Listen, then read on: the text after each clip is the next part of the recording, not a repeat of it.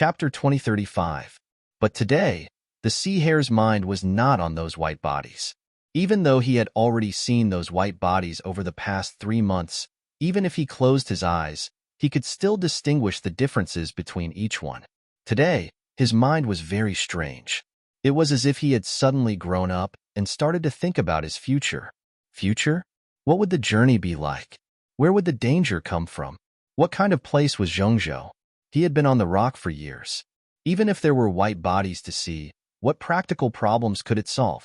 What puzzled him even more was that when he looked into the distance from the observation deck, he really wanted to know what was at the end of the sea. What was high up in the sky? And so on. Strange thoughts like these surprised him. There was also a trace of fear in his surprise. Am I possessed by some kind of monster? It seems like my life is no longer as muddle-headed as before. The sea hare was thinking about his own thoughts. He withdrew his gaze from the sea and turned to look at the ship.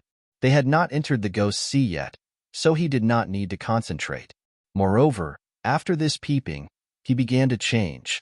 He no longer put all of his thoughts on the observation deck, which he thought was incomparably sacred. It was just to trick him into working. It was all bullshit to coax a child. With such a thought in mind, he looked at the various people on board in a different light. Before, he had only divided the people on board into 2 classes, those who were worth peeping at and those who were not. But now he had a new idea. Those who were busy on deck and those who were resting in the cabins were given a different meaning in his mind. Looking at them, he could see some abnormalities. In this world, there were superpowers. It was not cultivation, but something that seemed to be innate. Some people had it, while others did not. If one had this kind of force, then one's chances in life would be far greater than those who did not. This was because force could directly affect one's strength, stamina, speed, and other basic physical attributes, and even the level of intelligence. Of course, how to train and improve one's force was not something that a low-level person like him could figure out. He looked down from the observation tower and found that he could actually see who had origin power and who didn't. He had never heard of such a thing in his monotonous and ordinary life. Something like origin power wouldn't protrude out on its own. Just like how a person's fighting spirit would turn into a horse, a person with greater strength could be born with origin power or a naturally strong physique. There must be a way to distinguish the difference in this world. But he, the sea rabbit, had never come into contact with such a profound thing. Therefore, he found it very strange that he could see whether others had the force or not. But when he woke up, there were too many strange things, so it didn't matter.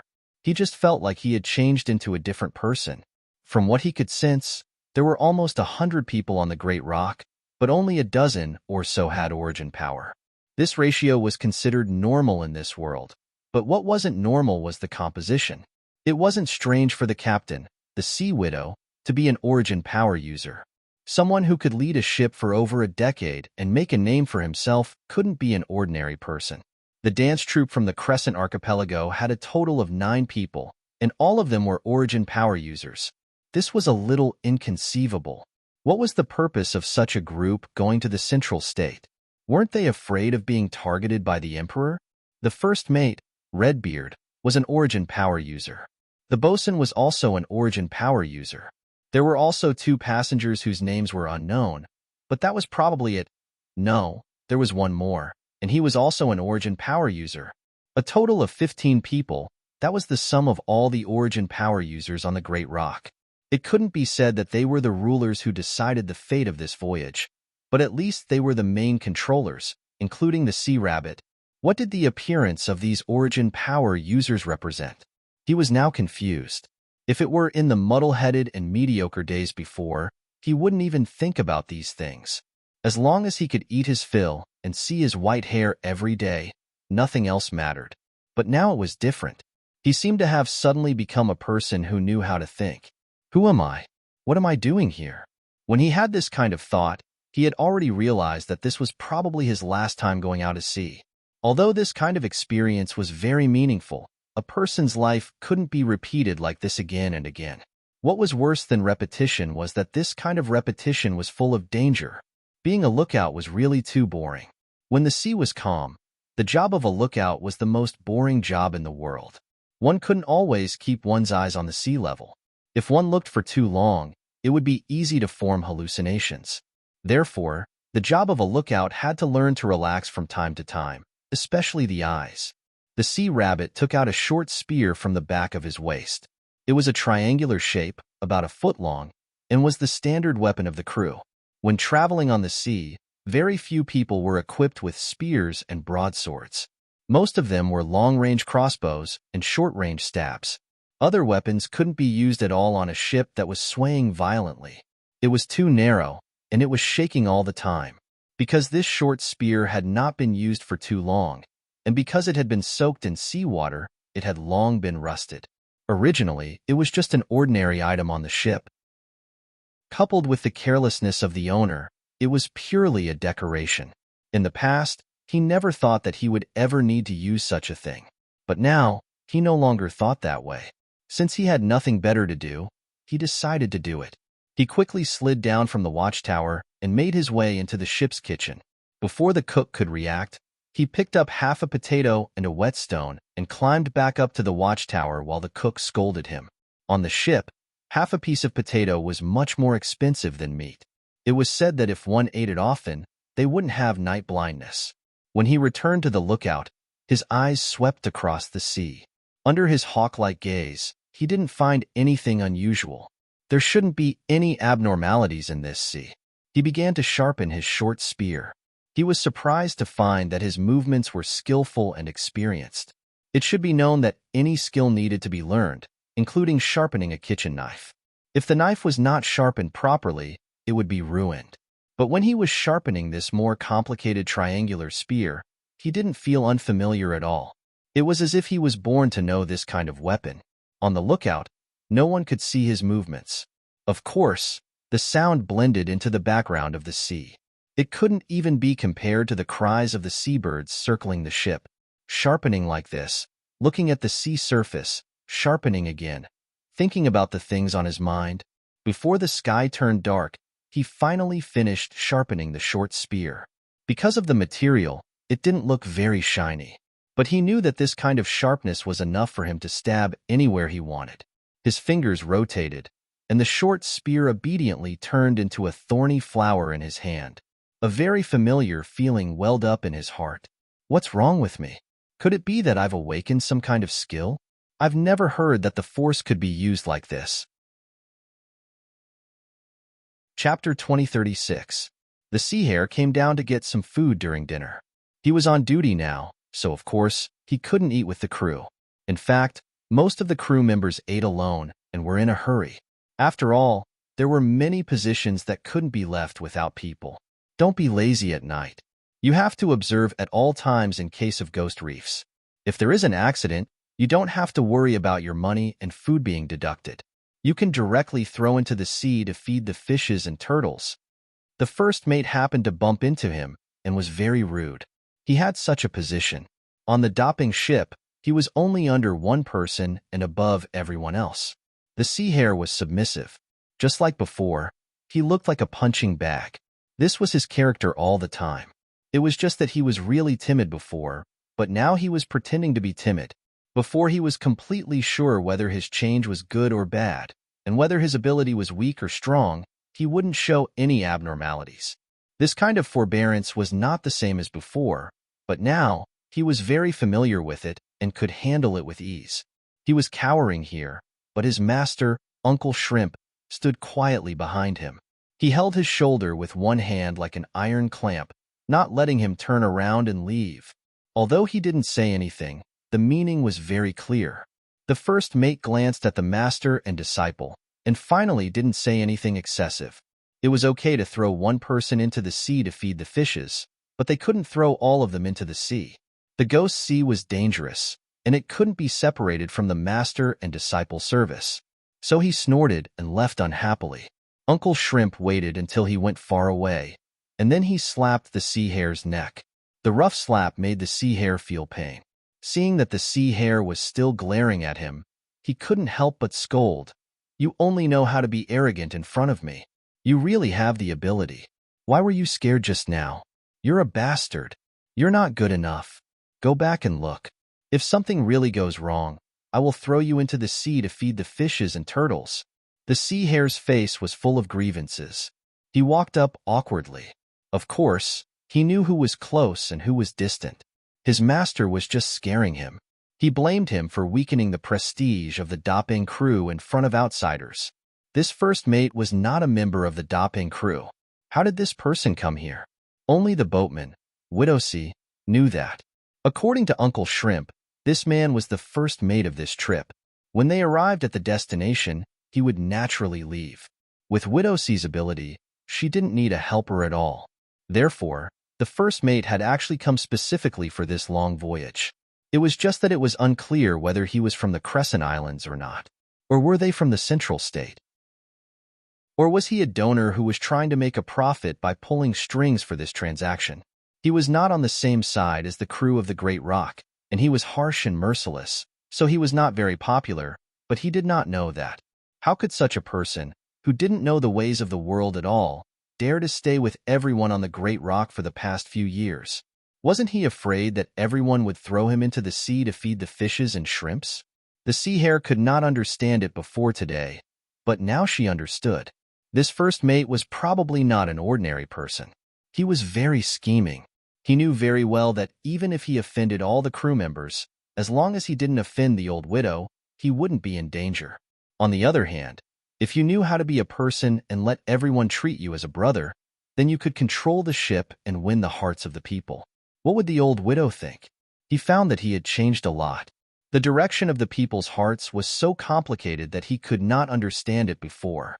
Now, he could understand it clearly without using his brain. Everyone was living in their own way. Then, what should he, the sea hare, live in? To be free and not be bullied, to have a leisurely job, and to have a lot of time to look at the white flowers? Although he was scolded, he still carefully searched the sea several times until he confirmed that there was no danger. The mood after being scolded and beaten was one thing, but the work that should be done must be done well. This was a responsibility. Otherwise, everyone would be fed to the fishes and shrimps, including him, the sea hare. Actually, from the perspective of a reminder, the first mate's words were not wrong. This place was already very close to the Ghost Sea. When the master came to take over the shift tomorrow morning, they would officially enter this vast, legendary land of death. The Ghost Reef was one of the most famous among the countless dangers in the Ghost Sea. It was not a submerged reef. The reason why it was called a ghost reef was because no one knew when it would appear and where it would be. Once the observation was not careful, it would be a disaster for the ship. The ghost reef was actually not a reef, but a huge deep-sea creature, similar to the existence of a fish. It was a relatively special sea turtle. Its body size was very large. The largest was as big as a small island, and the smallest was as big as a reef. This thing liked to come out at night when the moon was bright, or it could be understood as swallowing and spitting moonlight. However, this characteristic was undoubtedly a disaster for passing ships. If there happened to be a wheat floating on the surface of the sea, with its characteristic of half-floating, half-sinking, motionless body, and incomparably sharp back shell, the entire bottom cabin would be cut open when a ship crashed into it, and there would be no way to save it. This thing did not eat people. It only ate aquatic plants and other vegetables. However, this characteristic made every old seafarer in the Ghost Sea pale with fright. Therefore, it was called the Ghost Reef. Therefore, there must be a lookout at all times, because you did not know when such a thing would suddenly appear in front of you. It was impossible to mark it on the sea map. Although they had not really entered the Ghost Sea, who could be sure that they would not occasionally come out to wander around the edge? Especially tonight when the moon was full and bright? Touching the short thorn behind his waist, the sea hare laughed. He would not overreact to such words, but if it was a bit excessive, he would not mind stabbing it. He did not know why, but he was very confident in his own actions. It was as if there was nothing in the world that he could not stab, whether it was a person or an object. As the night came, the lights on the ship lit up one by one.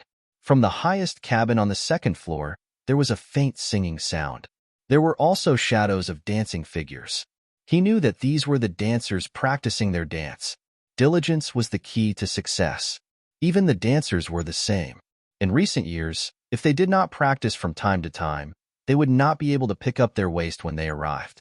If their waist was stiff, how could they dance? They could not let the Emperor of Central Prefecture be unhappy and kill them all. Restraining the desire in his heart, he felt a bit strange. Since these dancers were people with origin power, then how could he have safely peeped on them for 3 months without anyone knowing? There was also the Sea Widow. He had peeped on her for a few years. He did not believe that an old origin power user would not know about this. 1 or 2 women had the hobby of being peeped on, but not all of them, right? Then, what was the problem? What was the reason for them to tolerate the blasphemy of a small person like him? Of course, there was another possibility, which was also the most fantastical possibility. This was the first time that he, the sea hare, knew that he had origin power. It was inexplicable. Then, could it be that everyone was like him? After sailing for 3 months, something miraculous happened. As a result, some people on this ship awakened their origin power. Chapter 2037. The sea hare was very annoyed because he felt that his current life was not as carefree and happy as it was when he was in a muddle-headed state. Now that he was smart, there were more things to do. Sighing, his gaze swept across the ship and finally landed on the lifelike beast carved on the bow of the ship. It was a very beautiful fox head, a very strange beast head. In this world of great navigation, shouldn't it be more appropriate to carve the appearance of a sea beast? Fox? Is it powerful in the sea? He was tied up on the lookout for the whole night, but he couldn't think of anything. When his mind became complicated, his innocence left him forever, and those happy and simple days were gone. In the early morning, before the sun rose, it was also the darkest time on the sea. Even though he had been accustomed to this kind of black and white work and rest schedule, he still couldn't help but feel sleepy, and all his senses became dull. At this moment, a sound came. According to his experience, it should be the sound of something falling into the water. When a ship was sailing, such a movement was normal. All kinds of garbage and discarded items would be thrown into the sea. Who would take them to the relay supply point to unload? But right after that, a sharp and high-pitched female voice spread across the entire deck. "Oh no! Oh no! Xiao Yuan fell into the water." Immediately, there were people surging on the deck, coming from all directions. He didn't move, because this was his duty. The more chaotic the situation was, the more he couldn't mess up, because his master, Uncle Shrimp, often told him that misfortunes never came alone. What he could do was to ensure that there were no submerged reefs in front of the ship. When he was free, he could also look back to see if there was anyone floating on the sea. It was a mess below. Because of the distance, he couldn't hear clearly. He could only focus on the sea behind the ship, but unfortunately, he didn't see anything. Even with his eyesight, in such a dim, early morning, it was impossible to see a human figure clearly on the sea. This was beyond the scope of what humans could do. The cruel fact was that even if he found someone, he might not be able to save her. This was the sea, the deep sea, and there were waves in the sea without wind. In the cold winter, even if people could swim in the water, their hands and feet would be frozen after a while, and they would lose their mobility, consciousness, and finally their lives. A person's shout was meaningless in the sea. Besides, he might not be able to shout out. He didn't find anyone at all. He didn't even turn around to look for her. This wasn't land. Stop the sails, go against the wind, and pull the oars. With a series of actions, it wouldn't take long for you to return to the spot where you fell into the water. Most importantly, the person who fell into the water had already been swept away. Where could they find him? And this was under the premise that they could see the person who had fallen into the water. As the captain of the ship, Sea Widow's orders were cold and merciless. The great rock continued to move forward without any orders to change sails. This was the ocean, and everything had to conform to the rules of navigation.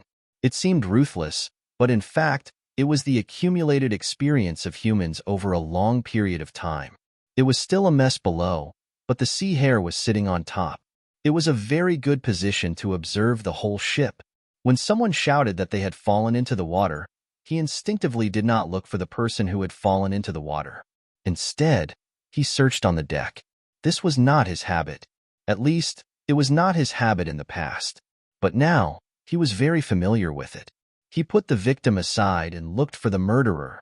If the victim didn't fall into the water by accident, there must be traces of the murderer leaving in a hurry. He didn't know what to say about such indifference towards life. He was a little disgusted with the current situation. Uncle Shrimp climbed up. This was the time they had agreed to change shifts. A dancer named Xiao Yuan fell into the water. It is said that she went to the toilet. Was it man-made? Or did she slip? No one knows. You should be very familiar with this woman, right? You have been watching her for 3 months? Facing the sea hare's gaze, Uncle Shrimp was expressionless. The sea hare secretly felt that it was a pity. Of course, he was familiar with this body. Although he had not said a word, he was familiar with this body. There was a black mole on the inner thigh. From the perspective of physiognomy, it didn't seem very auspicious. Of course, no one would look at this place by physiognomy, except for one kind of physiognomy. The bad thing was not the mole, but the tuft of hair on the mole. This woman had the force in her body, so there was no possibility of her slipping. Dancers were also physical workers. Their bodies were flexible and flexible. They could even dance on palm-sized parts. How could she fall? The sea hare was not interested in finding out the reason. In his opinion, if this woman was harmed by someone, it was most likely due to the internal conflict of the dancers. Because the dancers had no disputes with other people since they boarded the ship, who would do something to them, except for the internal strife for the right to dance in the central state. He went back to his cabin to sleep. This was the main cabin of the bottom crew. There were 7 or 8 people living in one cabin. The smell was strange. He had long been used to it, so he didn't care. In the cabin, except for those who were on night duty like him who were sleeping, the others had already gotten up to do something. It didn't seem crowded. He was woken up by someone, which made him blame himself. It was a normal situation, but now it made him feel uneasy. He should be more vigilant. He didn't know why, but he felt danger here. There was no reason. It was just intuition. Boss Hai asked me to tell you that we are about to enter the Ghost Sea. He asked you to wipe the fox head clean. A sailor shouted in his ear, gloating. The fox head was the beast head on the bow of the Daping. It didn't look conspicuous with the ship from a distance, but it was actually a huge iron sculpture with the height of 3 people. It had both the beauty and the function of a ram. Because it was made of cast iron, it was easy to rust when riding the wind and waves on the sea. Generally, the rules of the sea attached great importance to the beast head. It was regarded as a totem and a psychological sustenance to protect the safety of the ship. Every time it docked at the shore, it would be polished again. However, the Daping had been out for too long, and there was no plan to dock at the supply point yet. Before entering the Ghost Sea, they needed to pay respects to the sea god and pray for their safety. One of the most important things to do was to make the beast head clean and shiny. This was the rule of the sea, and there was no one in this line who didn't believe in this. The beast's head was hanging in front of the ship's bow. If one wanted to really clean it, they could only throw people off the ship's bow. This required nimbleness, courage, and meticulousness. Under the flying ship's bow, there were not many people who could still act as if nothing had happened. The sea hare was one of them. He was somewhat dissatisfied. This work was very tiring. It was also very dangerous. He often did this before he was enlightened, so it didn't matter. But now that he thought about it, he was being used as a donkey. The result of being enlightened was that he was no longer willing to be enslaved. It was a good thing for him, but it might not be the same for others. Chapter 2038. He had to fill his stomach first. In the past, he would go to the kitchen and eat a few mouthfuls, but it was different now. He felt that he had been mistreated, so he wanted to make up for it. Therefore, he sat down in the dining room and enjoyed. Well, actually, it was other people's leftovers. What was important was not the food, but the mood of eating. On the Great Rock, he was also a very important member. How could he be ordered around like a dog? It was not mealtime, so there were very few diners. The sailors with status and guests would not eat here. They had their own space, or the food was sent to their cabins. The sea hare ate a large pile of food on his plate, which was made of unknown materials, while enduring the nagging of the cook. However, the nagging went in one ear and out the other. The cook was not bad. Although he liked to scold people, he would always leave a portion for him. He was one of the few people on the Great Rock who was really good to him. A rarely seen person appeared in the kitchen. It was a middle-aged woman with a graceful figure. Her face was tightly wrapped in a veil, leaving only a pair of long and narrow phoenix eyes. She was full of power. She came because of the incident that happened in the early morning. She was looking for possible clues, and at the same time warning her subordinates to be more vigilant. Obviously, this woman also realized that something was wrong. After warning the cook, she turned her head and saw the sea hare chewing on the table. "Hare, why are you dawdling here instead of cleaning up the beast heads?" The sea hare sighed softly. He wanted to pass this voyage in a low-key way and then carefully think about his future. Just like before, he would resign himself to adversity, never retaliate when scolded, and never fight back when hit. However, he now realized that he could not do that. It was as if all his patience had been exhausted in the past 20 years. Now, he could not even endure one more time. Why did he have such a mentality? Was it because he could not restrain the savagery in his heart like a nouveau riche? In a short day, too many things had happened. In fact, the people and things around him were not that important. What was important was the change in himself. He would not talk back to the first mate because he felt that it was easier to use a short thorn. However, he was indebted to Boss High after all. "You should at least let me have a full meal first. Even if you want to order a donkey, you should first tie a carrot to it, right?" Sea Widow's eyes narrowed. Why did a bunch of inexplicable things happen when they were just about to enter the Ghost Sea? First, it was a dancer who fell into the water. And then this little fellow who had listened to her for 10 years started to talk to her with a completely unfamiliar attitude. "Sea Rabbit, do you want to get better? Have you learned how to talk back to me? Who gave you the guts?" The sea hare swallowed a mouthful of food and said slowly, "No one gave me the courage, because the courage grew on my body. People have to grow up. You can't always treat me like an insensible child." Sea Widow took a deep breath. She felt that there was something wrong with this voyage. Everyone had become strange, as if something bad had affected everyone on the ship. However, this little fellow shouldn't have. "Sea Rabbit, don't forget who was the one who pulled you onto the boat, fed you, and taught you skills when you were all alone and helpless. Now, do you think your wings have hardened?" Sea Rabbit was very calm, but it was this calmness that made Sea Widow feel a chill in her heart. So I have to serve you for the rest of my life? Be at his beck and call for a lifetime? Never ask for a reward for a lifetime? Be a cow for a lifetime? Give me a piece of meat when you're happy? Kick me when you're unhappy? Are you treating me like a dog?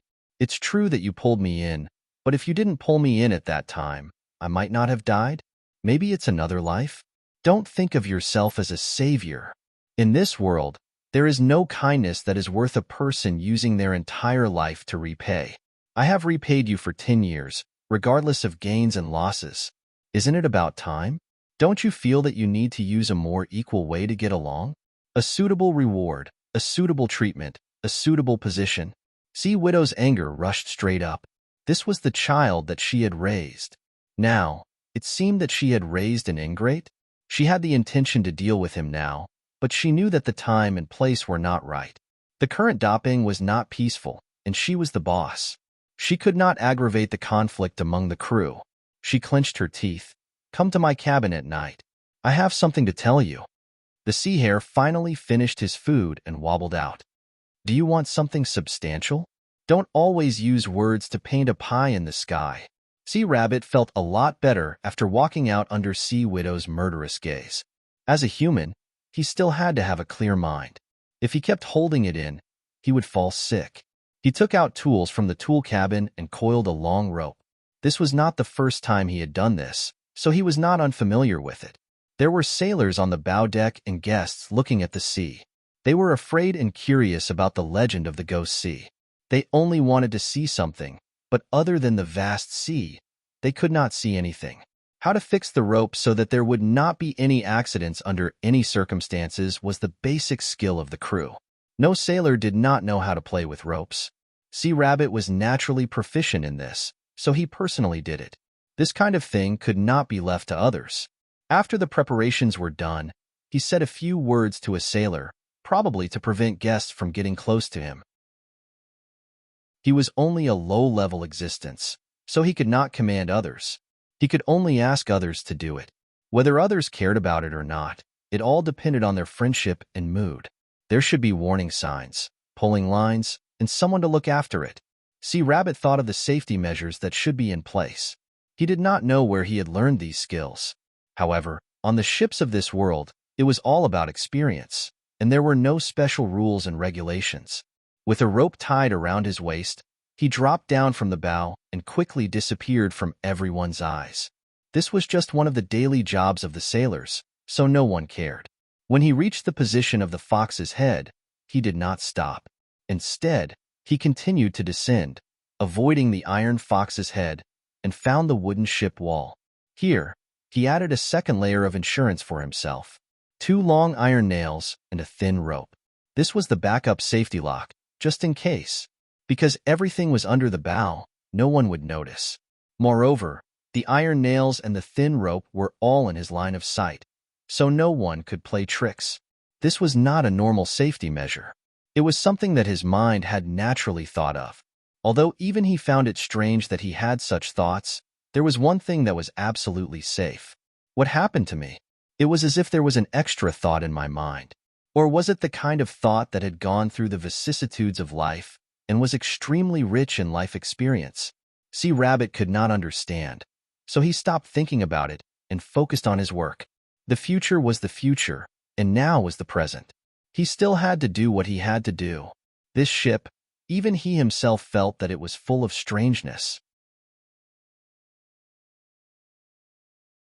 Chapter 2039.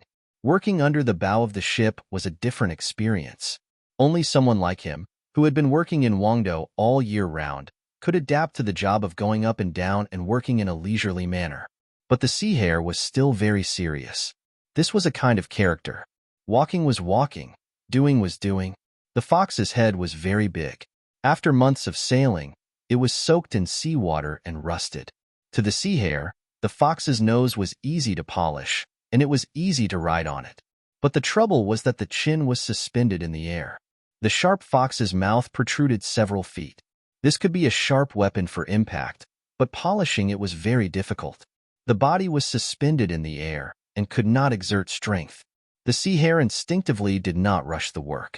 Generally, in this kind of situation, the sailors would not hesitate to finish the work as soon as possible. No one liked to be hung up for a day like this. Polishing the iron beast head was a very hard and physically exhausting job. Even a strong man in a normal position would be tired and sweaty, not to mention being hung in the air without a place to lean on. His physical strength was very good, and he also had the force. After working for a long time, his body was strong, but he was not a Superman. Instinctively, he did not choose to rush the work. Instead, he chose to grind and rest. This may delay more time, but the benefits were obvious. He could maintain a relatively abundant physical strength at all times to deal with possible changes. In the past, he did not have this awareness, but now it was different. His behavior was consciously or unconsciously following the guidance in the depths of his mind. He was no longer the ignorant youth. From morning to afternoon, the sun was about to set. The whole fox's head was polished and shiny. There was still a small part of it to be finished. It was estimated that he could still make it in time for dinner. At this moment, the rough stone in his left hand was sliding on the mottled, rusty surface under the fox's mouth. He felt his body become light and suddenly fell. He was less than 10 feet away from the surface of the sea. The seawater had already wet his trousers. He felt his waist tighten, so tight that he took a deep breath. He regretted that he was still inexperienced. The second safety rope was too thin. The waist should have been replaced with a belt. Although he was in a dangerous situation, he did not panic at all. It was as if he had experienced similar dangers countless times. As the rope swayed, his right hand pulled out a short thorn. When he was close to the ship's wall, he fiercely stabbed and fixed himself to the ship's wall. The shipbuilding technology in this world was not very brilliant. The ship's planks were very rough. It looked smooth from afar, but it was not. As a veteran sailor of 10 years, he was no stranger to climbing up the ship's walls to the deck. With the help of a short thorn, the rivets hanging from the wall of the boat, and the rope net hanging from the boat, he began to slowly climb up. Instead of going to the front of the ship, they went along the side of the ship, where the angle of the ship's wall was not so steep. They also didn't shout for help, but remained silent. A long, heavy piece of the broken rope still hung from his body. He did not untie it and throw it away, because he would have to judge the position of the assailant by the length and the length of the break. This weight wasn't much to someone like him who possessed origin power. His stamina wasn't a problem because he didn't need to rest often. He was not a person who would make a ruckus after being beaten. He came quietly and returned quietly. First, they had to climb up to the deck safely. In this season, if they fell into the sea, they wouldn't be able to play anymore. As he approached the deck, he stopped his movements and quietly listened to the sounds on the deck. Only after he confirmed that there was no danger lying in ambush did he gracefully flip onto the deck. Holding the short dagger in his sleeve, he leaped onto the deck and quickly rolled a few times. His series of movements flowed like water, but unfortunately, no one cheered.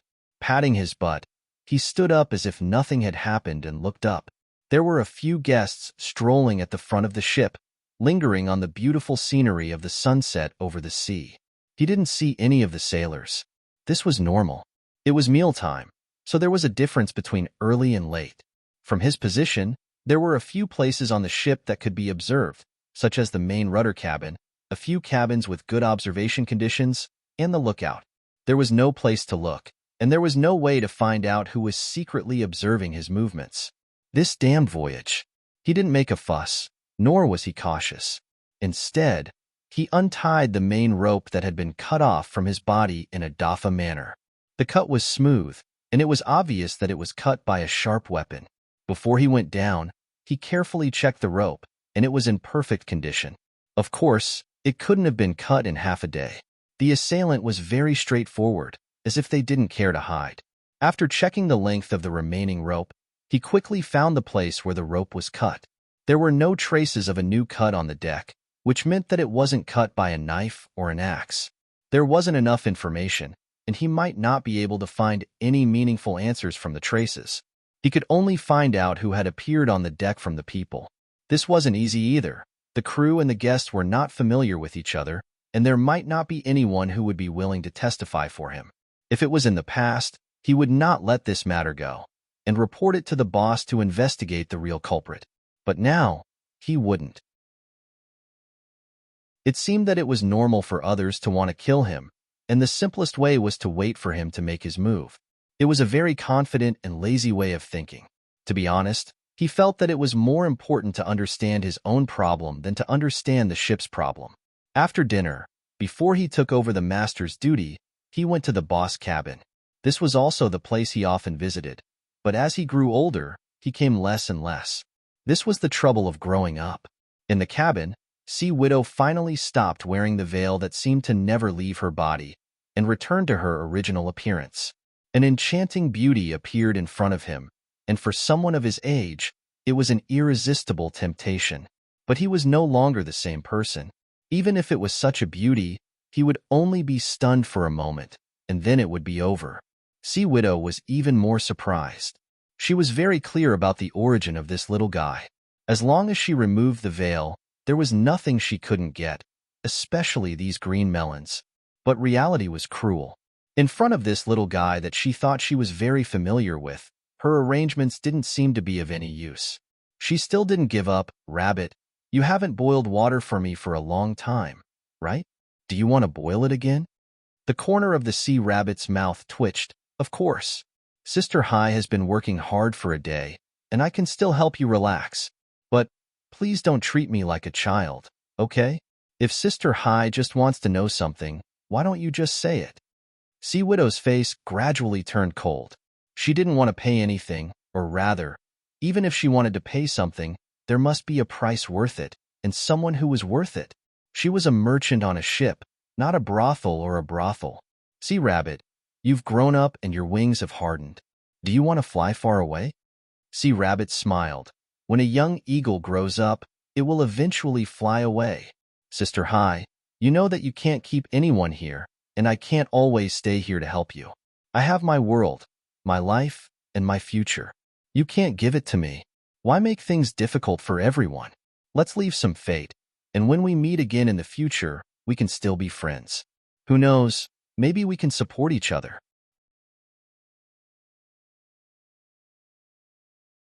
Chapter 2040.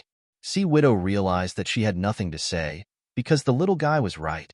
She wanted to get a fool who might be loyal to her for the rest of his life through sure and lay at a cheap price. But if this fool one day understood her value, then everything she did would be meaningless. 10 years, without any reward, just by eating and drinking insignificant food, she could get a lookout who was proficient in all kinds of skills. If the value could be measured, she would have taken it back with interest. The only difference was that the change in the fool was too sudden, and it happened at this critical juncture. As the boss of the ship, she had many ways to control her subordinates. The simplest and most violent way was to beat them up until they would never forget it and would not dare to rebel. She was not a soft-hearted person. Even if they had followed her for 10 years, she could still beat them up. But the problem was that the timing of this kid's rebellion was very precise. They were sailing to the Ghost Sea and needed manpower. It was easy to injure and educate him. But then what? It was impossible for Uncle Xia to persist for several months in the Ghost Sea alone. So, she could only be gentle first and teach this rebellious fellow a lesson when they reached the central region or out of the Ghost Sea. There were rules on the ship at sea. Boarding the ship was like joining a gang. How could it be possible for all of them to leave? Unless they were disabled and could no longer be used, just like the bandits. Knowing that she could not change this little guy who had begun to understand with words, she lost interest in continuing the conversation.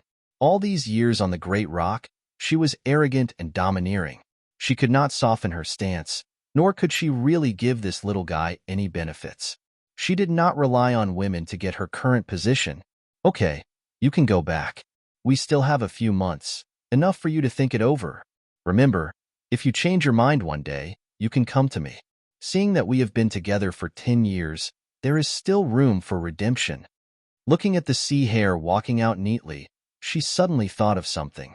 Right, you should be cleaning the beast head at the bow today, right? But why did you come up from the side when I saw you in the cockpit? The sea hare stopped and said carelessly, "The rope broke. If I was not smart, I would be sleeping in the belly of the fish now." Sea Widow raised her eyebrows. "Why didn't you tell me earlier?" The sea hare shrugged. "Is it useful to tell you? Can you still conduct an investigation in the middle of the vast ocean? We can't afford to offend the guests, and it's not good for the people on our ship to be suspicious. If we make everyone panic in the end, I have to be careful and leave it for the future." Widow Hai stared at him, not only because of this matter, but also because of his indifferent attitude when he spoke, as well as his analysis that hit the nail on the head. This was not something that a sensible young man should be able to say, but she couldn't blame him, because what he said was the truth. "I don't know about the others, but before you came up, no one left the cockpit, including the first mate." The sea hare understood what she meant. It was not a secret that the first mate did not like him on the Great Rock. She said this so that he would not doubt the first mate. Of course, he would also not suspect that she would secretly kill him. There were many people in the cockpit, and they could all ask each other for evidence. She walked to the cabin door and turned around. "Sister Hai, this journey won't be peaceful. You have to be careful. As for me, you don't have to worry about it." Sea Widow coldly snorted and said, "If there is a next time, tell me when you see the person clearly. Although you intend to fly alone, you are still one of my people. If anyone dares to cause trouble here, I will throw them into the sea to feed the turtles." The sea hare waved her hand and walked away indifferently. What kind of joke was this? If he had known, he would have taken care of it himself. Why bother telling others? He discovered that his current state of mind was incomparably powerful, as though he was the king on the Great Rock. This damned feeling was incomparably strange. He just didn't know if his ability could support such a state of mind. This feeling intoxicated him, and he was also very worried. Was he possessed? Did he not even know his own surname? But one thing was clear. If he was still the same person, he would have died in that accident in the afternoon. He climbed onto the lookout and replaced his master. As he had expected, Uncle Shrimp knew nothing about what had happened at the bow. Due to the blind spot, no one would pay attention to the changes on the ship. He didn't say anything. Uncle Shrimp was just an ordinary person without origin power. He was also one of the people on the Great Rock who truly cared about him and treated him as one of their own. He had a premonition, so he didn't want to drag Uncle Shrimp into this. If he wasn't careful, he would have fallen into the sea to feed the fishes and shrimps, just like little Yuan. Then the only thing they had in common was that they both had origin power. Was this the inner volume of origin power? The worst thing in this world wasn't stupidity or cleverness, but when an idiot suddenly became smart. This made him feel at a loss. He had a premonition that this kind of death would continue. He might be able to stop it, but everything wouldn't surface. Or he could condone it and see what would happen. He, the sea hare, was originally a kind person. He wouldn't allow such evil to happen. But now, there was a voice in his head. In another circle, this kind of thing was normal. There was nothing strange about it. The world of origin power? All he needed to do was to watch silently. The Great Rock quietly sailed into the ghost sea. Ordinary people were still ordinary because they didn't understand what was happening on the ship. But there was a circle that understood very well. So, behind the politeness on the surface, there was a deep vigilance between each other. The sea hare was still 2 points in one line, watching and sleeping. He was waiting for what would happen next time. Whose turn would it be? But things seemed to have passed just like that. Nothing happened for more than 10 days. The sea was rough, but it was nothing to the experienced sailors. They didn't even encounter a ghost reef. In theory, it was a small probability for a ship sailing in the vast sea to bump into a turtle. Not every ship that passed through the ghost sea would encounter this kind of unlucky thing. But the sea hare knew that they would encounter it this time.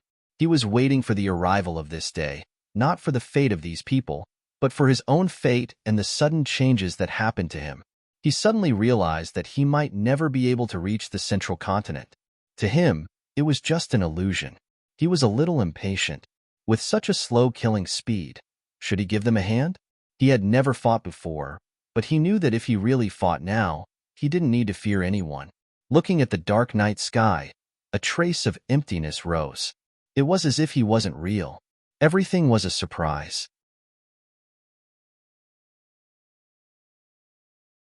Chapter 2041. 10 days later, the heartless sea hare began his hunting trip again because of his relaxed state of mind. There was a disadvantage of being on the sea. There was a lack of fresh water, so bathing was a very luxurious thing. Bathing once every 10 days was considered frequent. Low-level sailors like Lu Xiaoyi would not use the precious fresh water on the ship until they reached the shore. Of course, this was not a conscious decision, but an iron law. On a long-distance sailing ship, bathing water was the only service that required a separate fee. For the same reason, the most prosperous business at any port was not even the restaurants, but the bathhouses. Therefore, it was not that the sea hare had turned over a new leaf, but that this was the first opportunity after he finally became smart. There were dozens of guests on the ship, but only a few could afford an expensive bath. Among them, the most willing to pay was the group of dancers. Their professional instincts could not be tainted. When bathing on land, of course, everyone stayed in a separate room with a big basin to serve them. The maids would wipe their backs, the servants would serve them soup, and the fresh flowers would be sprinkled. There was enough water to soak the whole body. However, under the conditions at sea, it was obviously impossible to do so. No matter how rich you were, it was impossible to supply enough clean water. There were strict restrictions after deducting the savings after drinking. Therefore, they could only use 2 basins of water to save money. In fact, it was not bathing in the normal sense. It was just wiping the body, scrubbing the back, and dipping the towel in water. One basin was rough scrubbing, one basin was fine scrubbing, one basin was black, and one basin was muddy. Such a scene was very satisfying. It was much better than a normal situation where one's entire body was submerged in the basin and they could not see anything. It was truly a scene of turbulent waves. The white light was dazzling, and the sounds of orioles and swaying willows could be heard. Her every movement caused one's imagination to run wild. The sea hare had a new career fantasy. In fact, A scrubbing worker was much more practical than a lookout, right? Of course, such an opportunity could not be missed. This was a large open cabin, with portholes on both sides. The ventilation was very good. The ship was alone on the sea, and it was on the second floor, so it was relatively safe. However, this was not a problem for those who were lustful. The sea hare was lying on the porthole on the left side of the ship. Sometimes it was facing up, sometimes it was hanging upside down, and sometimes it was lying sideways. It was enjoying the view from various angles and different lighting. He had been immersed in this field for a long time, so he knew how to see clearly and how to prevent the people in the cabin from noticing the drooling face outside. Putting your face on the porthole definitely wouldn't work. Even though the porthole was dark on the outside, the people in the cabin could still easily see the situation outside with the help of the light from the corner of the cabin. Therefore, he covered his head with a black cloth, leaving only his eyes exposed. Most importantly, he had secretly hung an infuriating lantern on the horizontal bar of the mast on his side. There was a strong light shining from outside the porthole, and the people inside were blinded by the high beam. If one did not look carefully, one would not notice that there was a pair of big eyes outside that were brighter than the wind lanterns. This move was not a habit of his. Instead, it was something that he had naturally comprehended after the great change in his mindset. It was as if he was born with this talent. There were still 8 dancers left.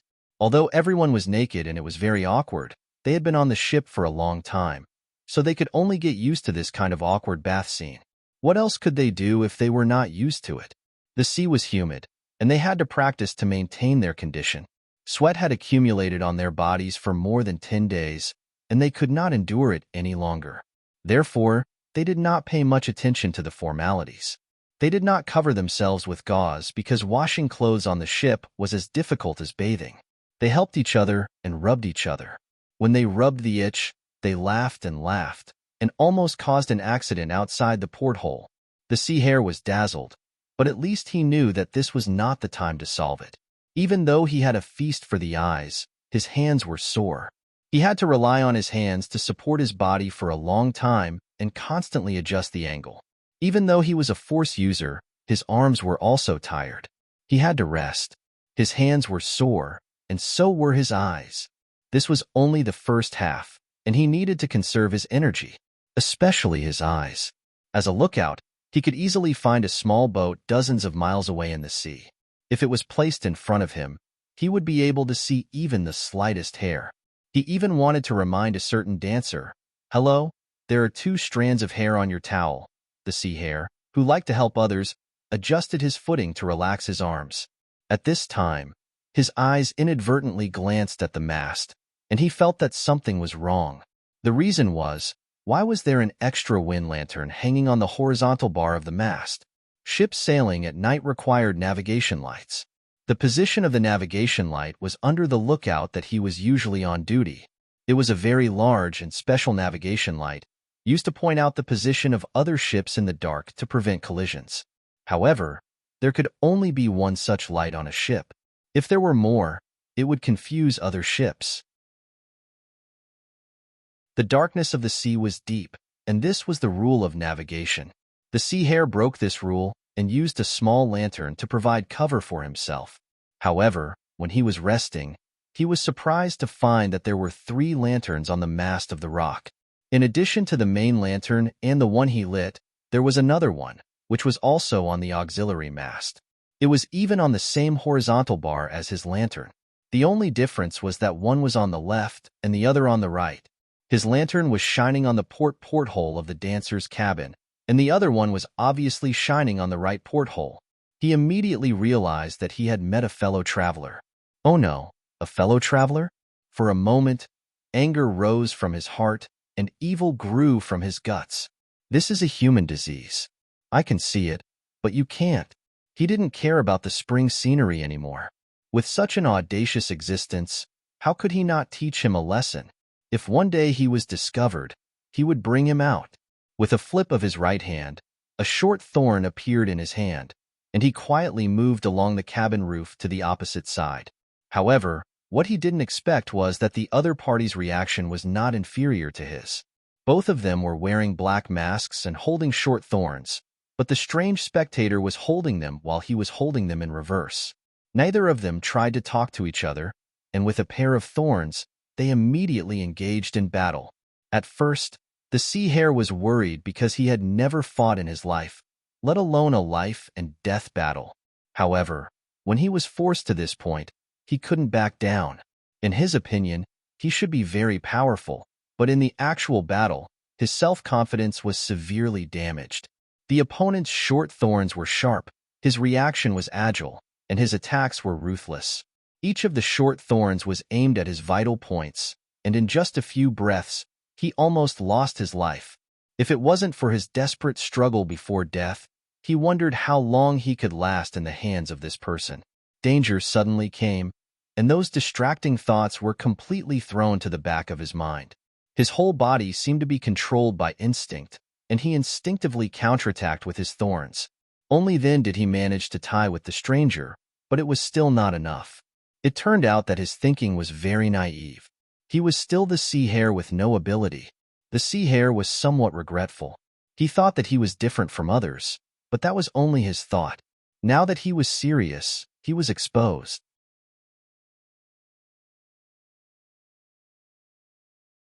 Chapter 2042.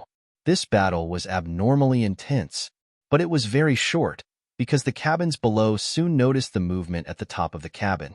Before the dancers got dressed and rushed out, the two Lao Yin, who had quite a tacit understanding with each other, flew out, one on the left and one on the right, and disappeared into the darkness.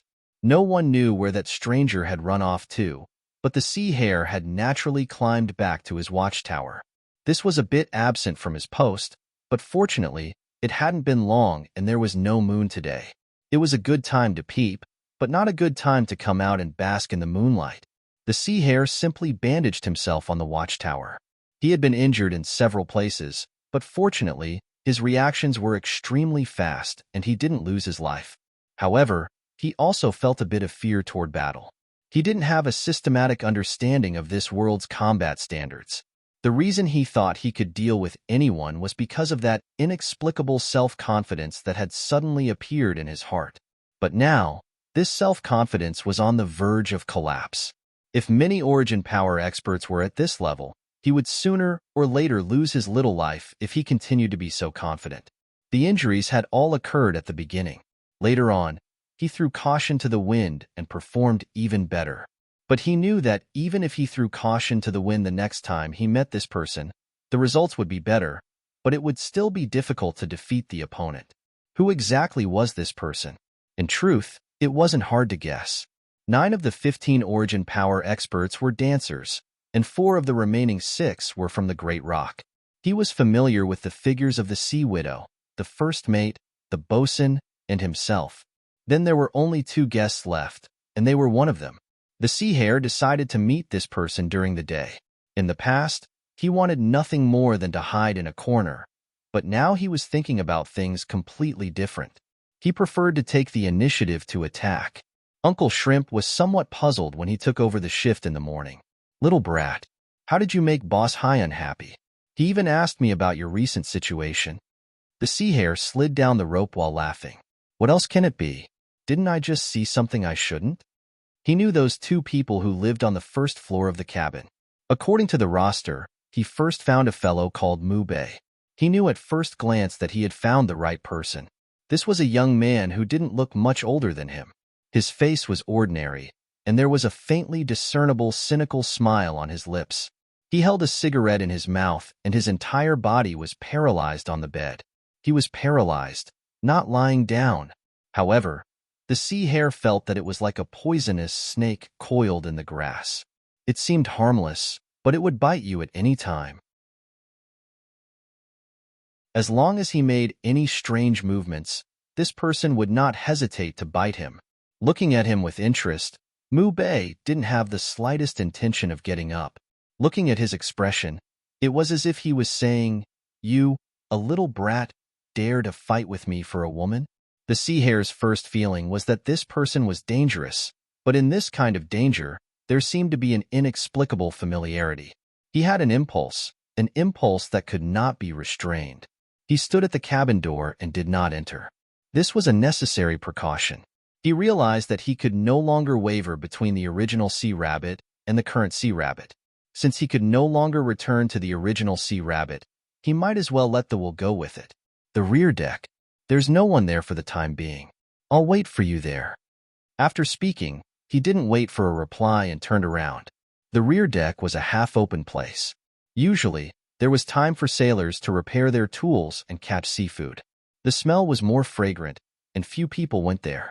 It was a place where they could fight without being disturbed. He didn't know why he couldn't stand failure now, but since his consciousness was so stubborn, he didn't want to resist. Moreover, he was really fascinated by the feeling of wandering between life and death. He came to the rear deck alone and pulled out the short spike. He felt his blood begin to boil. He, who had never fought before, couldn't extricate himself after his first life and death battle last night. He yearned for it even more than peeking at the dancers bathing.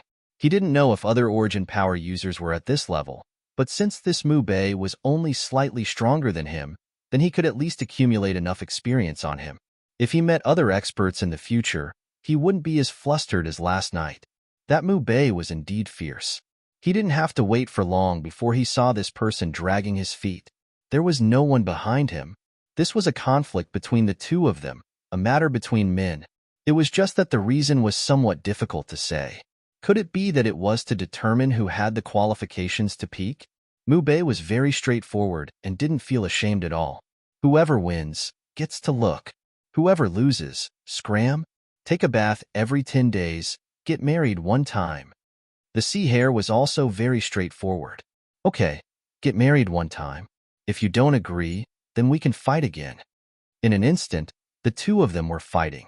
The sea hare, who had completely let go of himself this time, allowed the arrogant man to control him. Thus, he was able to display all his fighting strength that he was so proud of. This place was different from the second floor. They didn't need to constantly consider whether they should step lightly to avoid attracting other people's attention. Relatively speaking, there weren't so many bumps in the environment and space, which was more conducive to the two people's movements. Mubei's short spike was fast and fierce, while the sea hare's was even more vicious and tricky. Once the two sides started fighting, they couldn't be separated again. This time, the sea hare didn't fall behind, but he couldn't really defeat his opponent unless he was injured in exchange for his life. But the question was it worth it just to peek? After a moment, the battle became more and more intense. It had already begun to slide to the edge of danger, but neither side cared. The sea hare had the confidence to turn the tables in a desperate situation, and the opponent also had the confidence to reverse the situation before death. Seeing that it was difficult to control the situation, the sound of footsteps from the deck helped them. They still tacitly separated and then flew away. A battle without a result. But for the sea hare, it was meaningful, because he was familiar with how to fight. This was the 15th day in the Ghost Sea. There were no accidents, but no one dared to take it lightly. Every day in the Ghost Sea, the sea breeze wasn't small. This was the result of the ocean currents. But today, it was a rare calm. For the two people fighting, this was a good phenomenon, because they could stand more steadily. But for all the experienced sailors, it wasn't a good thing. On the lookout, Uncle Xia was a little anxious. He pointed to the clouds in the distance. I estimate that the storm will come soon. I don't know how big it is. When the time comes, just stay in the cabin and don't come out. Wait for the storm to pass. For the sailors, the storm was always their biggest threat. At this time, everyone would be very busy. On the contrary, the lookout didn't need to be on the lookout. There would be thick clouds in the storm, and there would be no moonlight. The big fish wouldn't come out. The key point was, if the wind and waves were too big, it would be very dangerous for people to be on the lookout. The violent swaying wouldn't be able to observe it all, so they were actually free. Of course, if necessary, they would still go out to help. But this kind of situation was rare. It depended on the specific situation of the storm.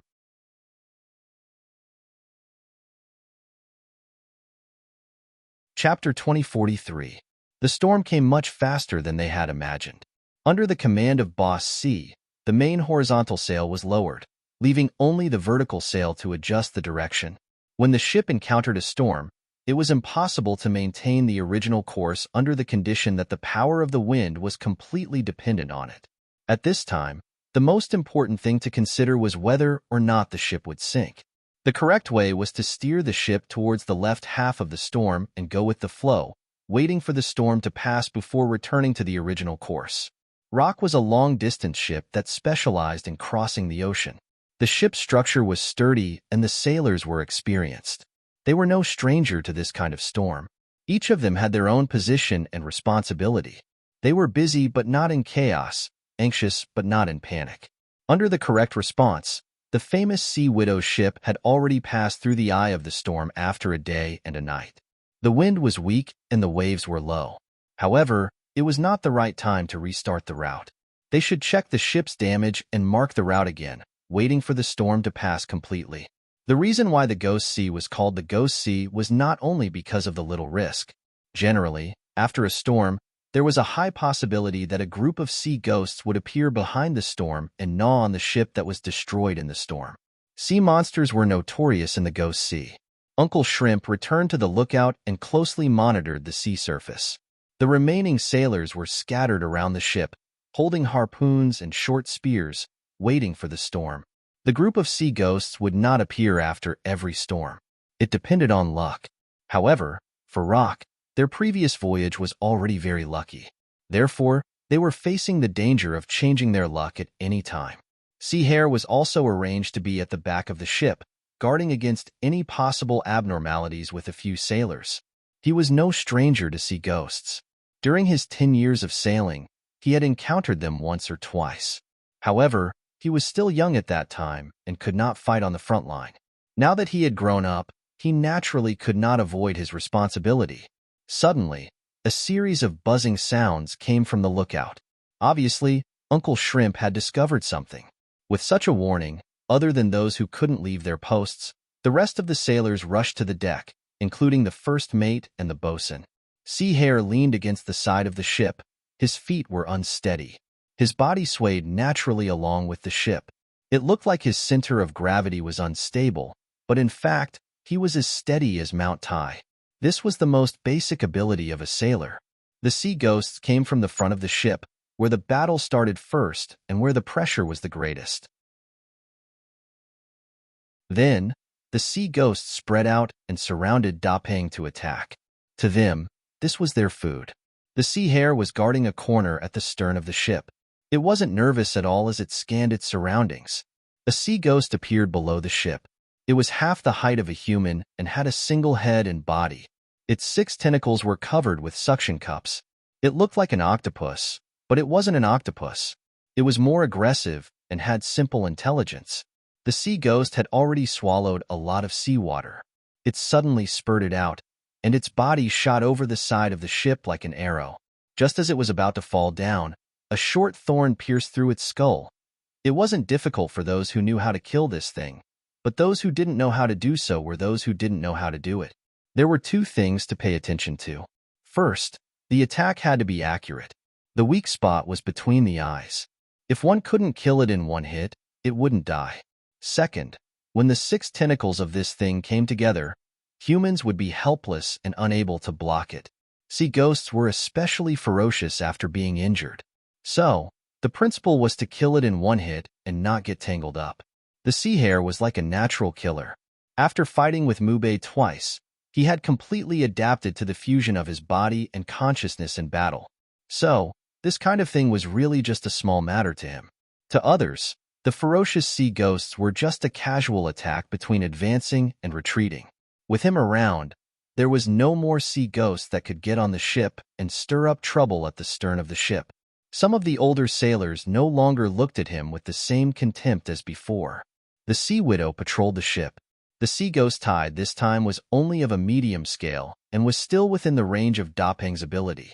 The bow of the ship was under the greatest pressure with the chief officer and boatswain overseeing it, so she didn't need to take action. The stern of the ship, which was prone to leaks, was also very quiet. This was unexpected. A single-headed sea ghost like this could be dealt with by a strong and experienced sailor. There were no weaklings on this ship, but there were no origin power users overseeing it. It would be difficult for the dozen or so sailors at the stern of the ship to not let a few of them get on the ship. But this time, the defense seemed to be very successful.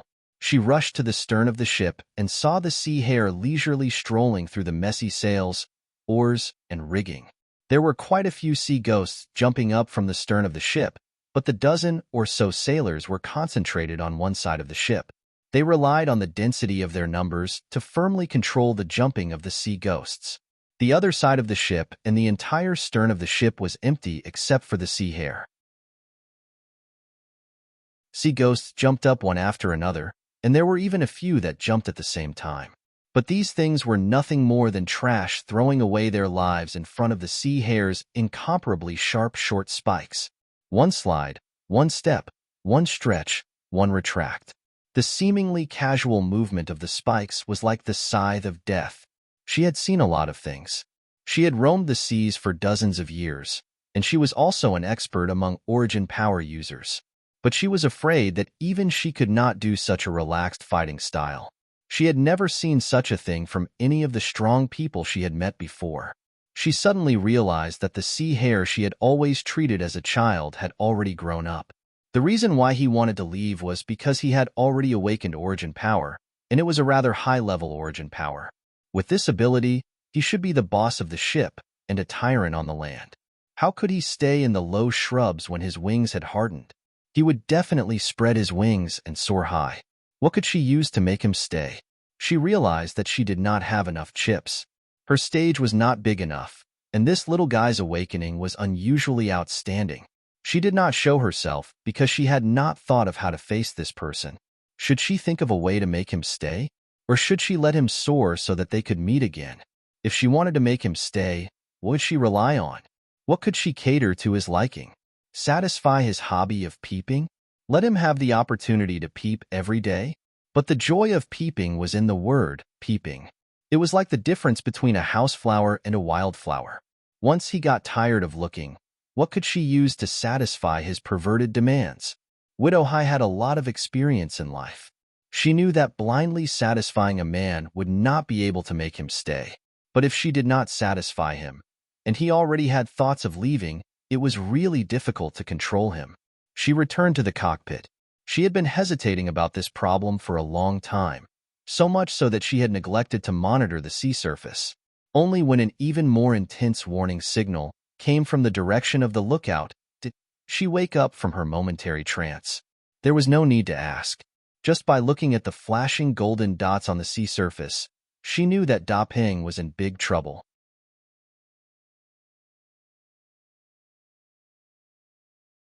Chapter 2044. The sea ghost tide was both dangerous and not dangerous to the seafarers. There were different levels. If it was only at this level, almost every ship would be able to deal with it. Going up one level would only mean that there would be more sea ghosts.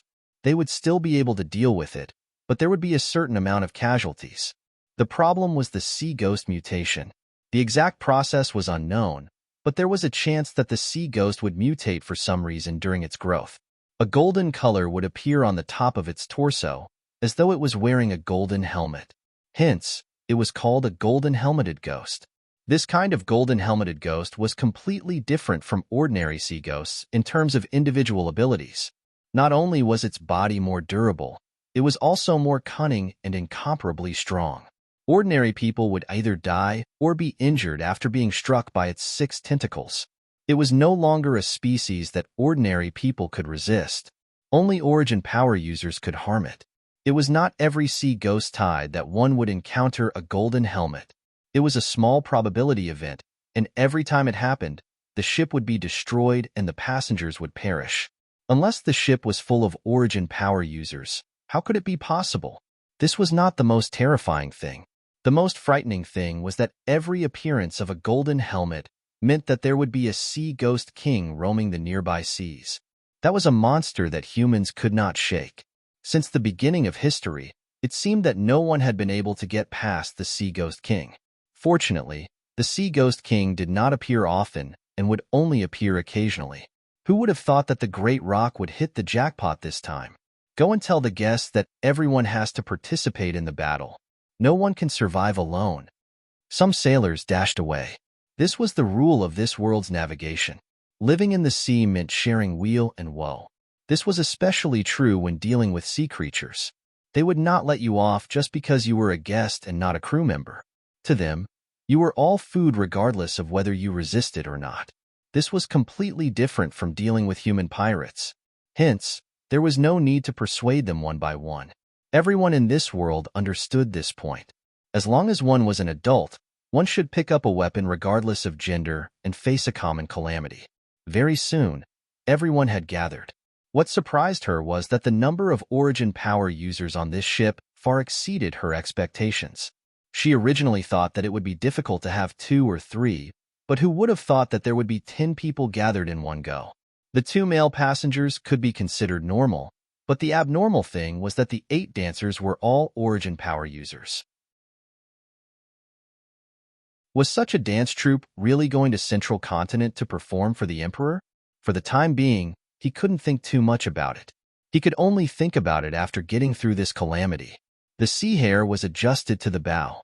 It was impossible for Sea Widow to allow someone with his strength to laze around at the back of the ship. This was not a joke. It was related to the lives of everyone on the ship, including the wooden shell. It was the first time the Sea Hare had seen such a thing. It had a golden color on its head, as if it was wearing a golden melon skin hat. It blended in with the other ordinary sea ghosts and scrambled to jump onto the ship. Because of the distance, it was not his turn to make a move, nor was it Mubei's turn. Instead, it was the bosun who first came into contact with a golden helmet. The bosun swung the harpoon in his hand like a windmill. His strength was great, and his moves were ferocious. At that time, he fought with the golden helmet and had a slight advantage. But in the eyes of the sea rabbit, there was a trace of puzzlement. These were all useless moves. With this level, he could stab a hole through him. Was it because he was too strong, or was it because others were too weak? Or perhaps, Mubei actually had a different origin.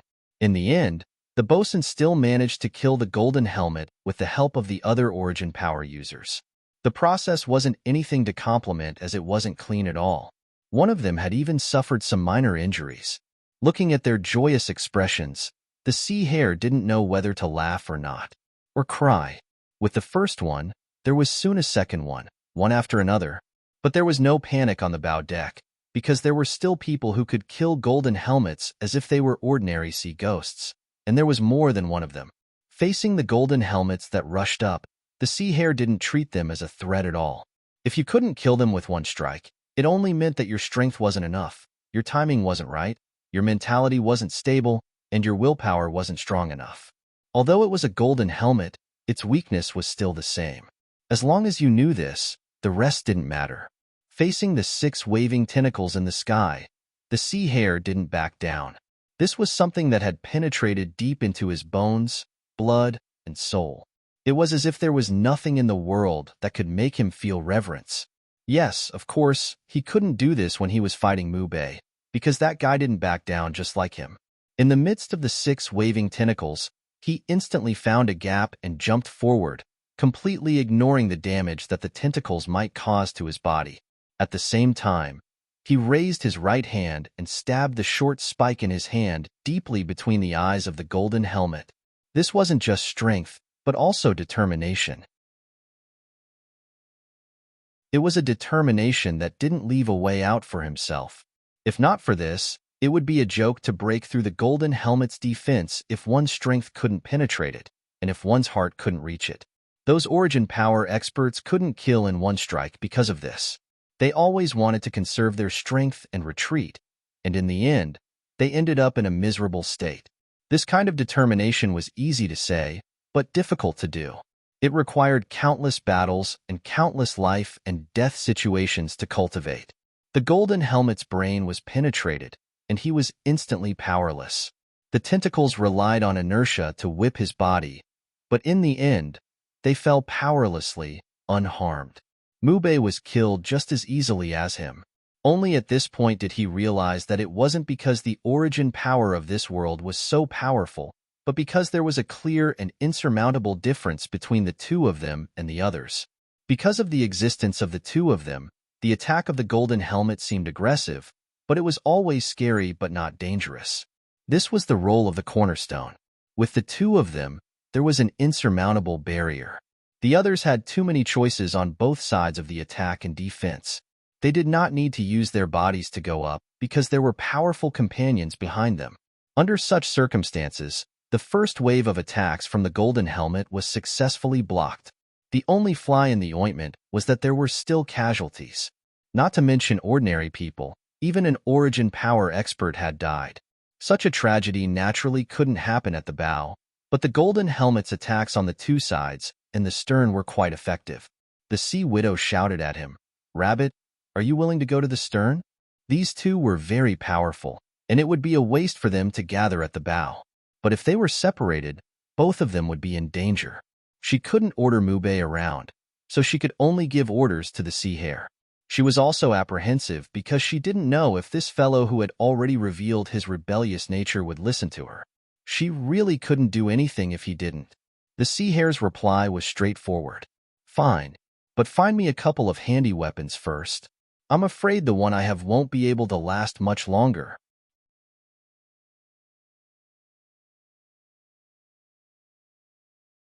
Chapter 2045.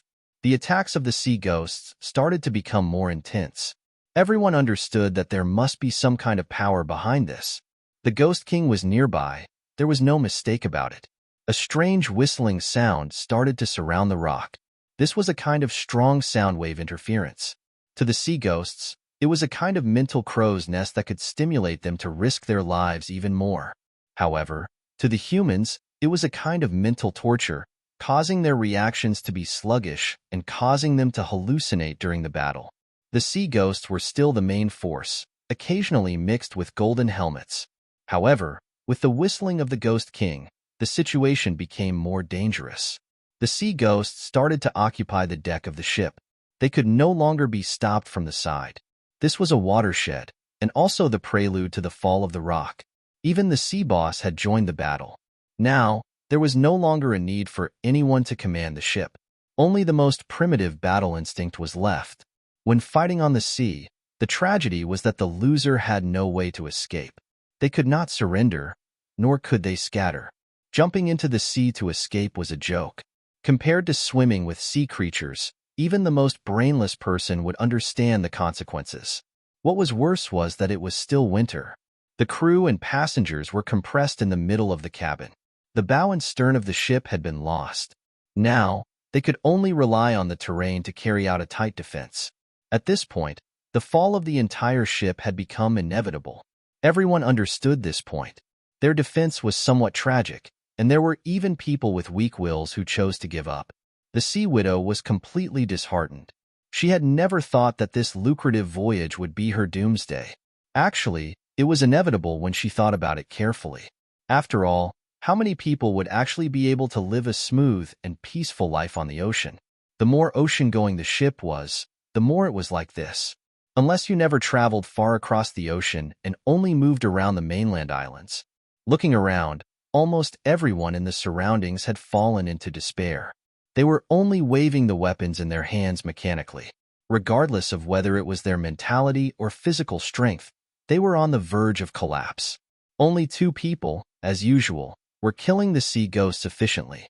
Wherever there was a hole, they would fill it up. Just by looking at their movements, it was no different from when the battle started. The Sea Widow suddenly wanted to know, what exactly happened to this little fellow of hers? How could a person be reborn in such a short period of time? Squeezing to the side of the Sea Hare, she looked for an opportunity to ask, "Hare, can you tell me where you got your skills from?" The Sea Hare was somewhat speechless. Was this the time to think about such messy things? They were all stolen by the art of stealing, like at night. I say, big sister, you have to boost the morale. If this goes on, everyone will be finished. No one will be able to escape. However, Widow High was indifferent. Dying in battle is nothing more than that. What else can we do? They're all tired. The Sea Hare reminded her, "Big sister, there's one thing you must know. The frequency of the golden armor bouncing up is going downhill. Although it's not obvious, as long as we persevere, we will definitely be able to last until the end." These things couldn't last for long because they were limited by their population. It's not endless. Sea Widow's heart skipped a beat.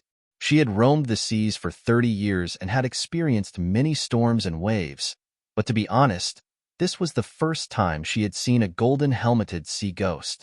Her heart was filled with despair, and she had given up on herself.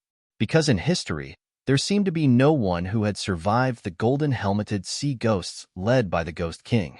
Although she was very confident, she was not arrogant enough to break the tradition of history. Therefore, she had this carelessness. However, after the sea hare's reminder, after a brief analysis, she discovered that the frequency of the golden-helmeted sea ghosts was not as high as before. This was a process. At the beginning of the battle, the golden-helmeted sea ghosts would appear. Then, they would appear one after another. When they were most concentrated, they would appear one after another. Every 10 breaths, there would be 7 or 8 of them jumping up. They were also retreating under such intensive attacks. However, the frequency of 7 or 8 every 10 breaths had already appeared for a very long time. Now that they carefully calculated, there were only 6 or 7 every 10 breaths. Although the pressure was still great, because they were not defending on the side of the ship, the feeling was not very obvious.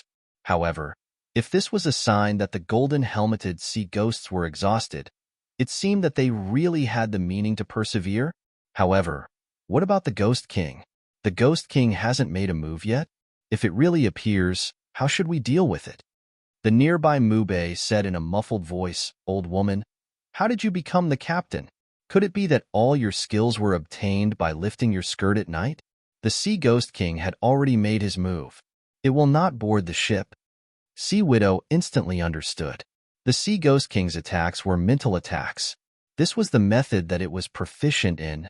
However, it would not really jump onto the ship to kill. This was the characteristic of a high-level sea ghost. However, this guest's tone was very unfriendly and also very dirty. However, she could not say anything because he was her patron. His strength was far above hers. He was someone that she could not offend. She clenched her teeth. Her desire to survive made her believe in these two people. She shouted sternly, "Everyone, put in more effort. The sea ghosts will not be able to hold on for much longer. I understand them. Their numbers are limited, and they will not throw their entire race here. As long as we persevere for a while, victory will definitely belong to us." Regardless of whether they really listened to her or were just trying to get 2 more, the mood of the people on the ship was still somewhat raised. It could be foreseen that if the sea ghosts were to erupt in numbers again, this bit of morale would be instantly shattered. Fortunately, such a situation did not occur. Sea Hare discovered that the ordinary people on the ship were indeed very unbearable. Against the golden helmets, they basically could not be counted on to fight. However, none of the Origin power users retreated. Every one of them performed very bravely, including the group of dancers. He and Mube were both intentionally or unintentionally protecting this group of people within the limits of their abilities. However, each of them paid attention to a different target. Sea Hare's focus was on not letting anything happen to Boss C. However, Mube's focus was placed on the dancers, especially the fattest one. Due to the inconvenience of her body, she was very clumsy when dealing with the 6 tentacles of the sea ghosts. Without Mube's help, this overly plump dancer would have already met with an accident. Was this an acquaintance? Or was it a unique taste? He looked at Mube in this way, and Mube also looked at him in the same way. There were so many young and lively dancers, yet he did not know how to curry favor with them. Instead, he cared about that middle-aged sea widow. He did not believe that this fellow was doing this for the future of the Daping. It was just a young man's perverted love for this mature body. Too useless. The two of them ridiculed each other, and the more they killed, the fiercer they became. Because of the clean, concise, and ruthless way of killing the ghosts, the two of them still had energy to spare. They were skillful and skillful, completely different from the others who were as tired as dogs. Under such a rhythm, although the number of sea ghosts that rushed onto the ship did not decrease, the number of golden helmets mixed among them was decreasing at a speed visible to the naked eye. This was exactly what old Sea Dafa had said. Although they were tired, they saw the hope of survival.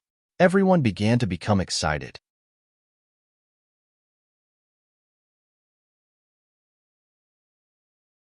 Chapter 2046. Sea Hare walked on the slippery deck and watched as everyone excitedly cleaned the deck. The sea ghost attack this time had caused great damage to the Great Rock. The ship's hull was secondary, but the casualties were the biggest problem. Among the 100 people, almost 20 had died, and more than half of the remaining were injured. Most of the dead were crew members. After all, they had to stand at the front. This meant that for the rest of the voyage, everyone would have to do the work of 2 people. This was not a matter of a day or two, but a matter of months. People would go crazy if they had to work like this in the dry sea. Among the Origin power users, the bosun and the other Origin power user among the passengers had both lost their lives. Another 3 of the 8 dancers had died, and the sea rabbit noticed that the 3 who had died were the slimmest of them all. Additionally, the person who had fallen into the water before was also a willow, just like a hemp pole. Was body size related to death? Where did this logic come from? He could not figure it out at the moment. This was a terrible and bloody day. Not long after the battle ended, the Sea Widow made a decision. She decided to change her course and head towards an island supply point that was not part of the plan. This island was not on the route and would delay them for more than 20 days. Under normal circumstances, their next supply point would be 2 months later. However, it would be foolish to persist with the previous plan. Regardless of the loss of materials or the loss of personnel, they urgently needed to replenish their supplies. As for whether they could reach the central province on time, that was no longer the primary concern. The remaining dancers were not satisfied, but they could not persist. This was because the loss of sailors also determined the speed of the voyage, and this was not something that could be changed by the will of the people. Because they were sailing to the nearest island, the journey would take less than half a month. This meant that the ship's supplies could finally be used by Dafa. In order to boost morale after the near-death experience, Sea Widow appeared to be very Dafa in this aspect. Of course, these supplies were nothing to her. They were just water, wine, and food, and were not worth much. In order to store them for a longer time, even if they could not be used up, they would be replaced at the supply point. It was better to let the remaining people enjoy them. In any case, they would gain the reputation of Dafa, and it would make people feel that there was some meaning in fighting for their lives. The Sea Hare received special treatment, a large bucket of clear water. On the entire Great Rock, only he and Mube received such treatment. Everything was fair and above board, and no one said anything. That was because 90% of the golden-helmeted sea ghosts were killed by the 2 of them. The remaining 10% were killed by the other Origin power users, and they had lost 5 of their own. The disparity wasn't small at all. The 2 of them could be said to be the saviors of the entire ship, so shouldn't they receive some special treatment? After a busy day, the exhausted people had already fallen asleep. Only the bitter sailors still had to continue working. This was also the reason why the Sea Widow needed to find a place to dock. Victory could make people forget about their fatigue, but it would not last for long. After all, everyone was made of flesh, and there was a limit to their body and spirit. Sea Hare was not used to bathing. It was not because he did not like cleanliness, but because of the environmental conditions. As a sailor, no one had the habit of bathing. There was a quota for drinking, so how could he get used to it? Although he was not obsessed with cleanliness, he still desperately wanted to bathe at least once. This was because he had not bathed once in several months at sea. Everyone's daily cleanliness was achieved by fishing in the sea when the sea conditions were good. The next time they went into the sea, there would be a layer of salt, and they would need to wipe it off with a dry cloth. Only a sailor could endure this method, and ordinary people simply could not do it. In this battle, the sweat was secondary. The key was that he was covered in sea ghost juice. It was sticky and had a strange smell, making people feel very uncomfortable. Even someone like him who did not care about it could not endure it. A bucket of clear water was still not enough, so he first took a few buckets of seawater to wash. Finally, he used clear water to wash away the seawater, especially the important parts. He had a little premonition that something was going to happen, so he had to be clean, yes, polite. Finally, he wore a set of clean clothes and felt that his body had become lighter by a few kilograms. After leaving the cabin, He walked around and around, preparing to attend the banquet. It was Boss High's private banquet. This was not strange. With his skills on the ship, as the boss, how could he not know how to rope in and corrupt others? How did he get his position as the boss? There were very few people on the lower deck. They were either sleeping or drinking. This battle had connected the relationships of everyone on the ship, which was also an unexpected surprise. Having fought together before was the best glue that bound them together. However, on the spacious and empty deck, he found a familiar figure sneaking around. The person was carrying a big bucket, but it did not affect the person's nimble figure at all. After turning around, the person disappeared. The sea hare was just about to open his mouth and use his experience tonight to exchange for this guy's happiness, but he did not have the time to do so. There was no need to think. The person was carrying that bucket of clear water. Was he going to take a bath together? Or was it a one-on-many kind?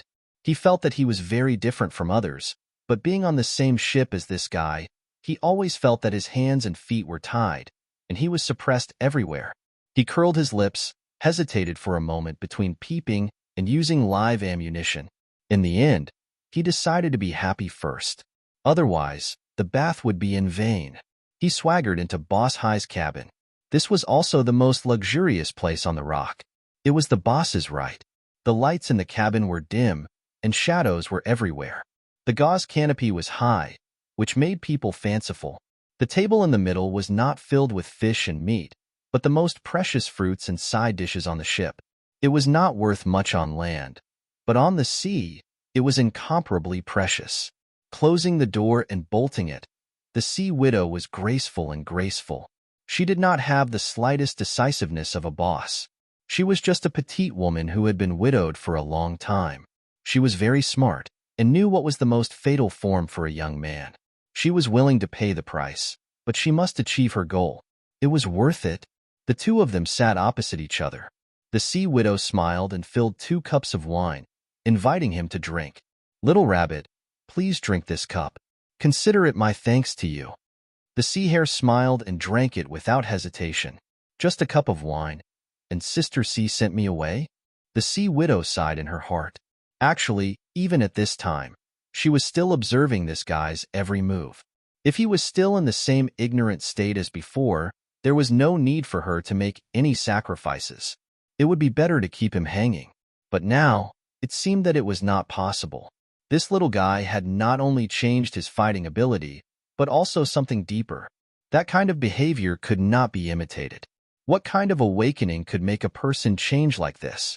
But she also knew that to such a person, it was impossible to satisfy him with just words. She had to do something real. Fortunately, before she became old, she could still tie him down for at least 10 years. Then, what does Little Rabbit want?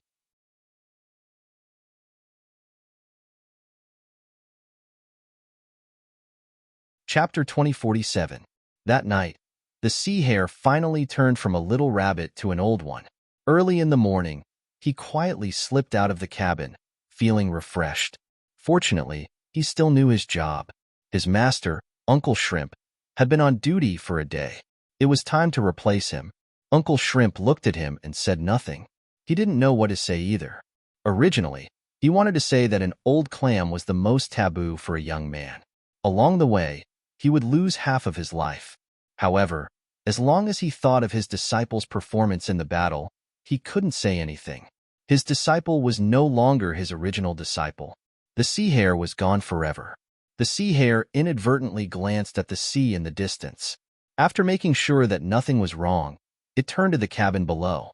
It kept switching back and forth because it wanted to know whether the guy had finished his bath or not. He knew the guy was still inside. 5 dancers. How dare he? Sooner or later, he would die of exhaustion. He had made a decision in his heart. He would let this guy enjoy himself for a few days. Then, he would find an opportunity to challenge him. He wanted to see what this soft-footed shrimp could use to compete with him. A ship needed a strong person. The sea hare was enough. There was no need for another one. It wasn't until late in the morning when it was almost time for lunch that this guy walked out of the dancer's cabin. He didn't lean against the wall, nor did he spit. While walking, He stretched out his right hand and pointed his middle finger straight at the ship. The sea hare had an impulse to jump down and beat this guy up. However, it held back in the end. Now was not the time. This guy was still physically strong. Even if they fought, it would only be a battle of attrition. He wouldn't gain any advantage. This guy's action just now was directed at him. He knew it very well. Although he didn't know what that gesture meant, it was definitely not a good gesture. It was an insult. Yes, I did it. Come and find me if you have the ability. Too arrogant. After the attack of the sea ghosts, the whole voyage became peaceful. In the sea, these things were also the overlords.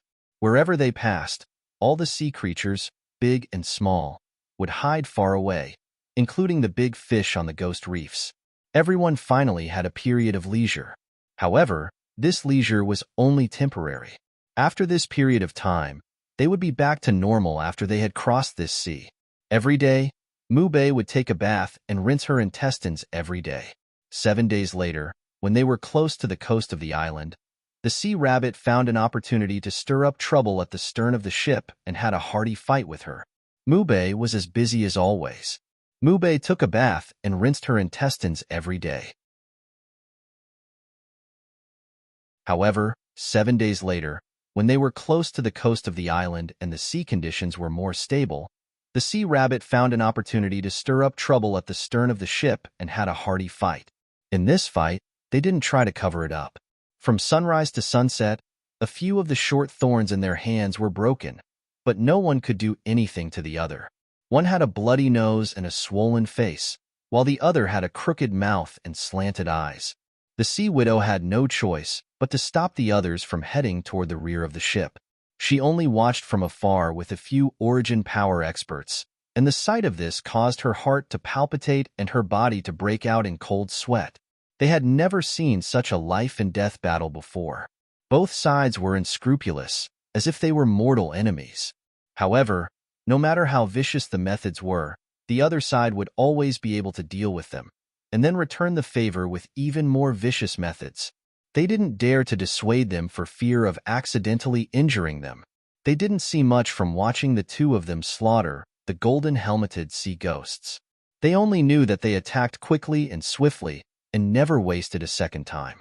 However, only when these two fought did they know what a real battle was.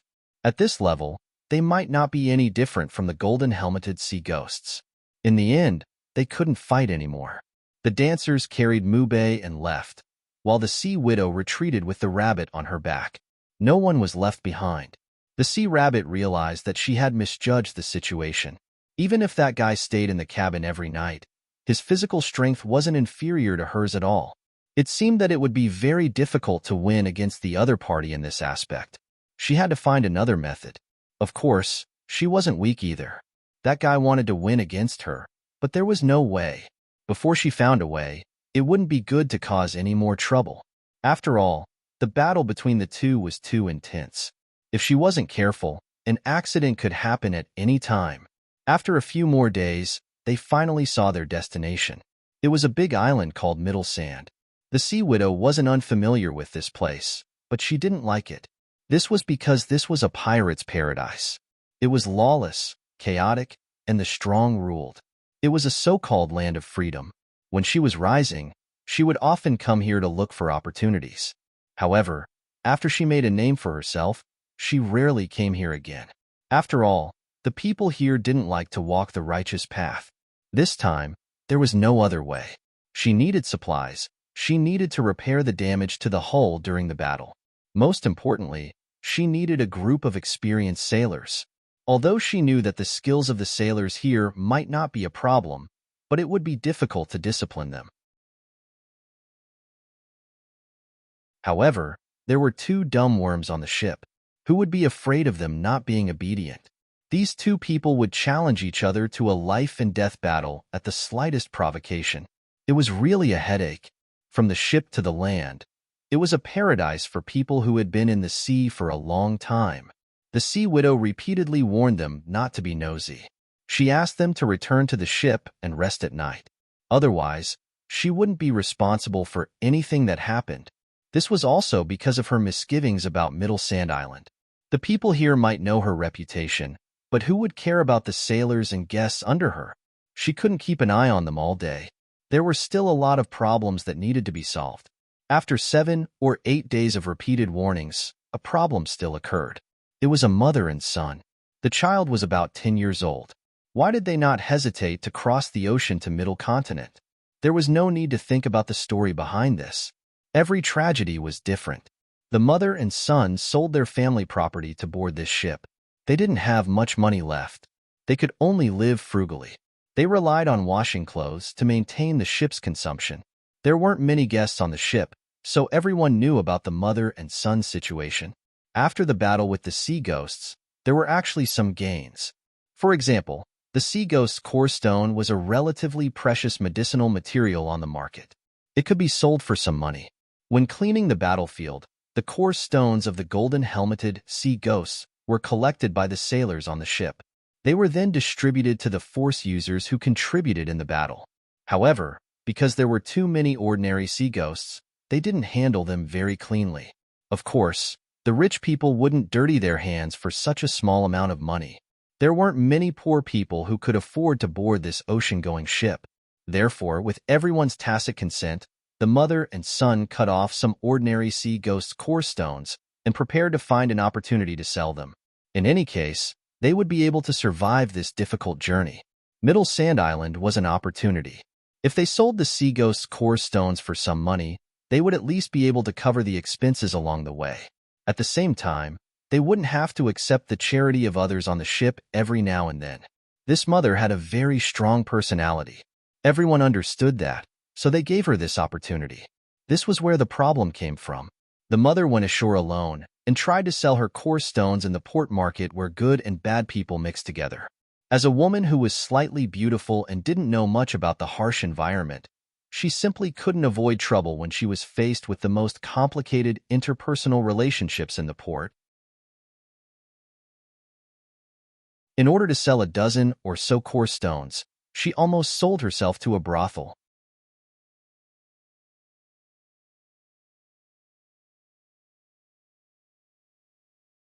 Chapter 2048.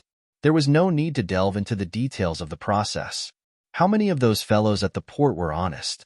For a single mother, it was too easy for her to deceive her son. The Seahorse restaurant was such a club. Although it was called a restaurant, the food was actually quite ordinary. It was enough for the sailors who had been sailing for a long time. If the food was too exquisite, these boorish people might not be able to taste it. The key was the other parts of the Seahorse restaurant.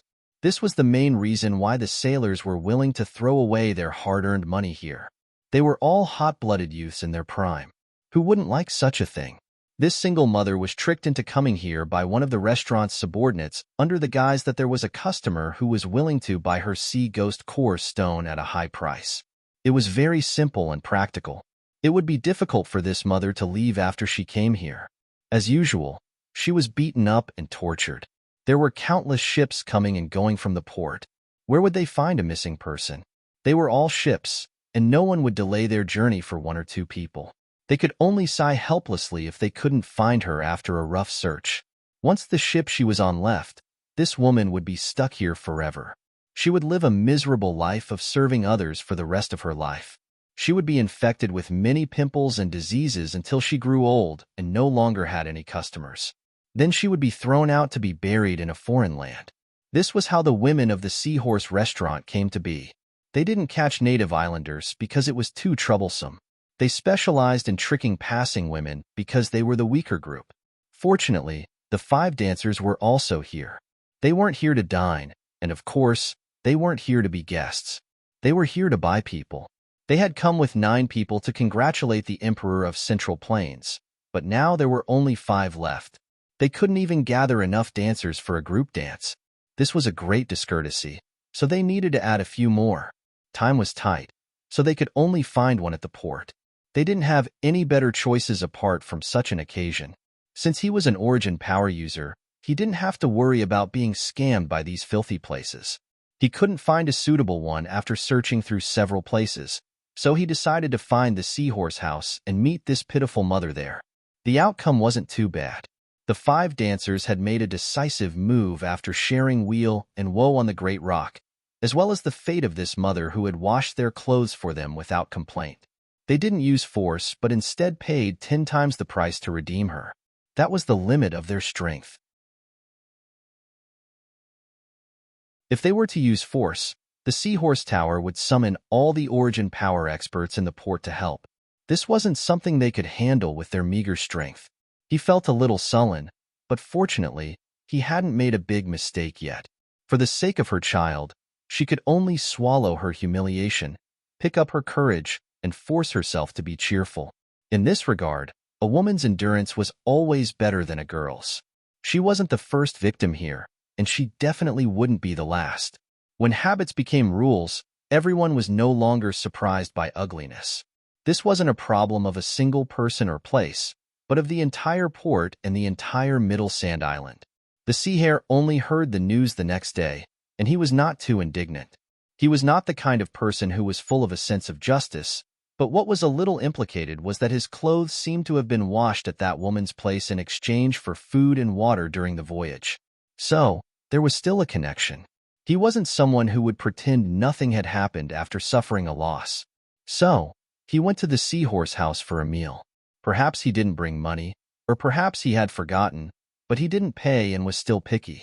His mouth wasn't clean either, and he acted as if he was giving her face by eating here. He even asked for takeout. No one could stand such a scoundrel. Did he come here to dine and dash? The port was full of crooks and honest people, and drunken sailors were everywhere. They thought that they didn't care about anyone who had gone through the ups and downs of the sea. However, the people in the port wouldn't tolerate such a problem. There were many such corpses on the wasteland outside the dock. They were all left behind by the brave sailors. For these people, the port would clearly inform the ship's owner and wouldn't even try to hide it.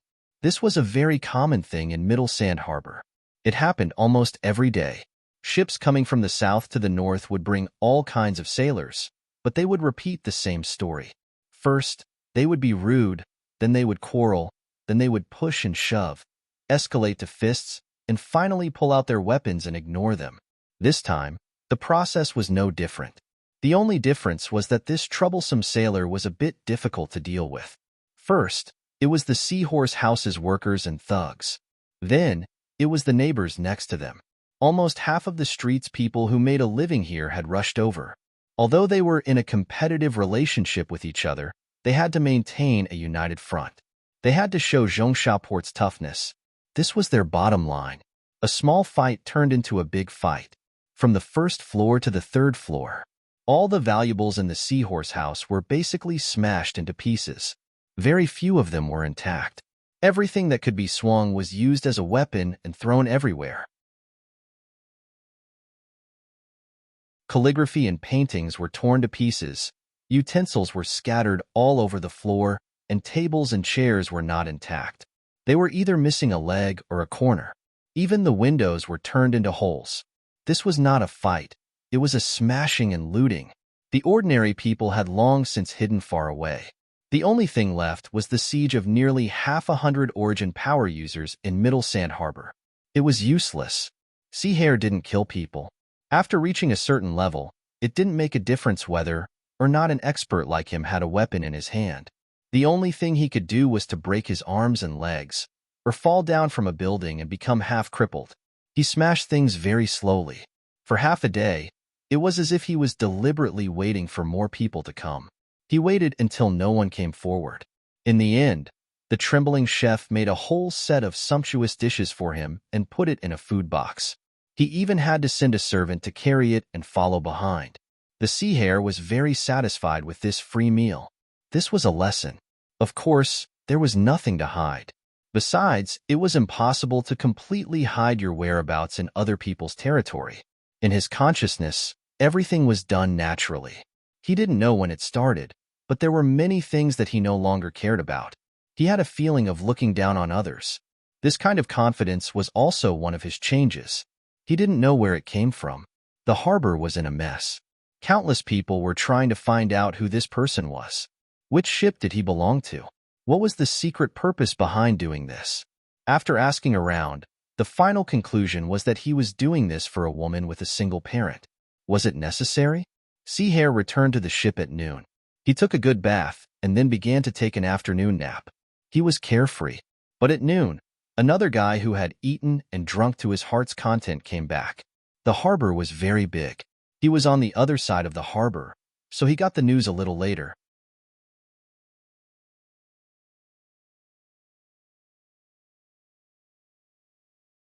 Chapter 2049.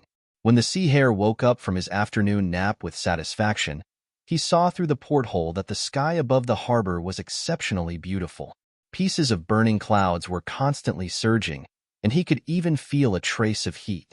At dusk, the burning clouds could actually burn him to the point where he could feel the heat.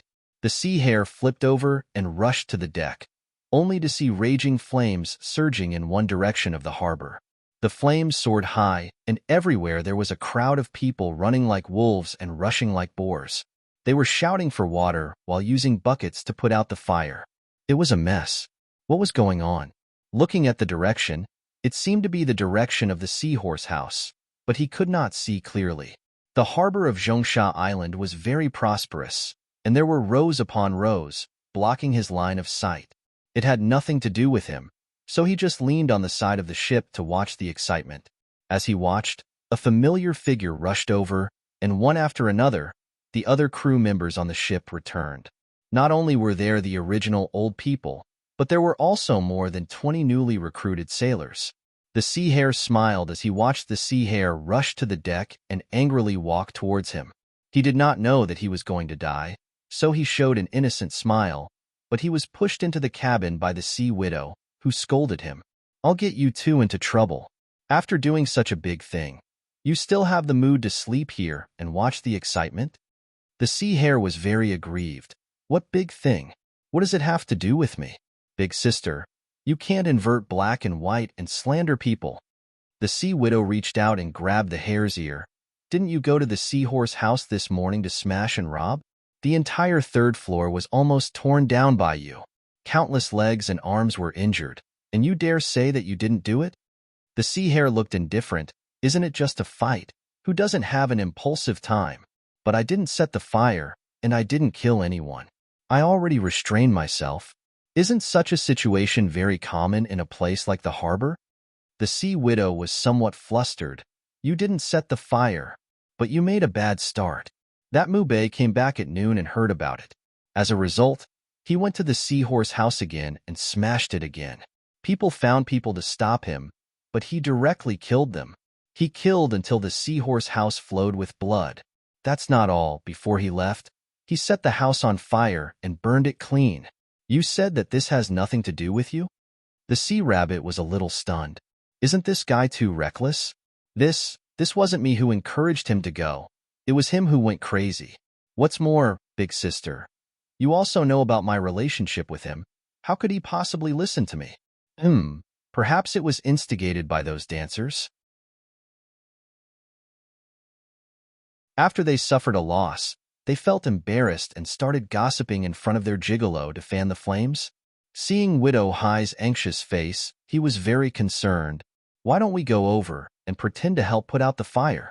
At the very least, it was an attitude. We can't let people think that the people on the Great Rock are unreasonable. We also have compassion." Sea Widow stomped her feet in anger. "You're going to extinguish the fire? Or were they there to gloat? Aren't you afraid that others will blame it on you and vent their anger on your life?" The sea hare smiled. "Taking it out on me? They had to have the ability to do so. At worst, I'll do what Mubei did again. Do you think I can't kill people?" Sea Widow Hai was bitter and turned to leave. The sea hare was still shouting behind her, "Big sister, where are you going?" Sea Widow Hai didn't even look back. "Gather people and run. This old lady is dead because of you two troublemakers. Don't even think about resupplying from this sea region in the future." The Great Rock quickly gathered the sailors and fled under the cover of the night. Fortunately, most of their supplies had been replenished, and there was nothing too urgent to wait for. The pursuers from Zhongsha port arrived somewhat late, not because they were slow, but because a portion of the origin power experts at the port had their limbs broken, and a portion of them had gone to see the King of Hell. With these two vicious people on the Great Rock, no one dared to rashly stop them unless they gathered enough strength and found a comparable expert. They could only watch as the great rock left, and they didn't even have the courage to chase after them. In the chaotic order, the bigger fist was the rule. The sea hare looked at the sullen sea widow high and patted her with a round of meaty waves. Why are you so worried? By the time they understand, places like this will only be more afraid of the great rock. I can guarantee that this will leave an impression in Zhongsha that won't be erased for decades. This is a good thing. Sea Widow High turned her back to him. The next time we dock, neither of you can think about getting off the ship and having fun. The great rock once again set out on its journey. Because of this turn, they would be delayed for at least a month, but it was all worth it. At the very least, everyone had recovered from the sea ghost attack. Why did you have to kill those people? There was no need at all. After arriving at the passenger cabin, he couldn't help but look for this cruel fellow again. This person definitely had a lot of secrets, a lot of stories. This was his intuition. Uncharacteristically, Mubei opened his mouth this time. The dancers did the right thing, because those evildoers won't hold a grudge because of this transaction. My method is also correct, because those who hold a grudge are already dead, and the others will at least restrain themselves for a period of time. You're the only one who can do this. Do you think that these disabled people will turn over a new leaf? No, they will only become worse. You helped one, but you left behind a hidden danger for countless passengers who will stay at Zhongsha Port in the future. They will only be more hidden, more cruel. Sea Hare didn't refute, because his decision was actually a compromise, a collision of ideas between his former self and his current self. In fact, in his life, he really hadn't killed anyone. But his new idea required him to kill, so there was the scene at Seahorse Tower. He knew that maybe Mubei and his current idea was right, but he needed time to adapt. So far, his behavior had been natural, conforming to the sudden change in his mind, feeling that it was more pleasant to do things this way, more in line with his nature, but he really wanted to know why. The change came too suddenly, so suddenly that as long as it was a normal person, they would doubt the root cause of all this. He wasn't swayed by those strange thoughts. He was still struggling and resisting. After obtaining certain abilities, he still wanted to know the reason behind them. In the past 20 years, his life experience was too pale, and he didn't have the opportunity to see and understand the deep things of human nature. He needed time. He needed to slowly break in, before he could truly integrate his former self and his current self into one. Mubei looked at him with great interest. Are you confused? Do you need me to give you some advice? I have a lot of stories in my life. It's like I've been dreaming. But the premise is that you have to fight with me. Fight once if you don't die. I will tell you one of my stories. But I want to remind you that my only purpose in fighting is to kill the other side, and you are no exception. Since we have fought twice, I will pay the interest first. First, I will tell you 2 stories. If you are interested, can you decide whether to continue? Well, what should I tell you? First, tell me the story of a phoenix, then tell me the story of a fox.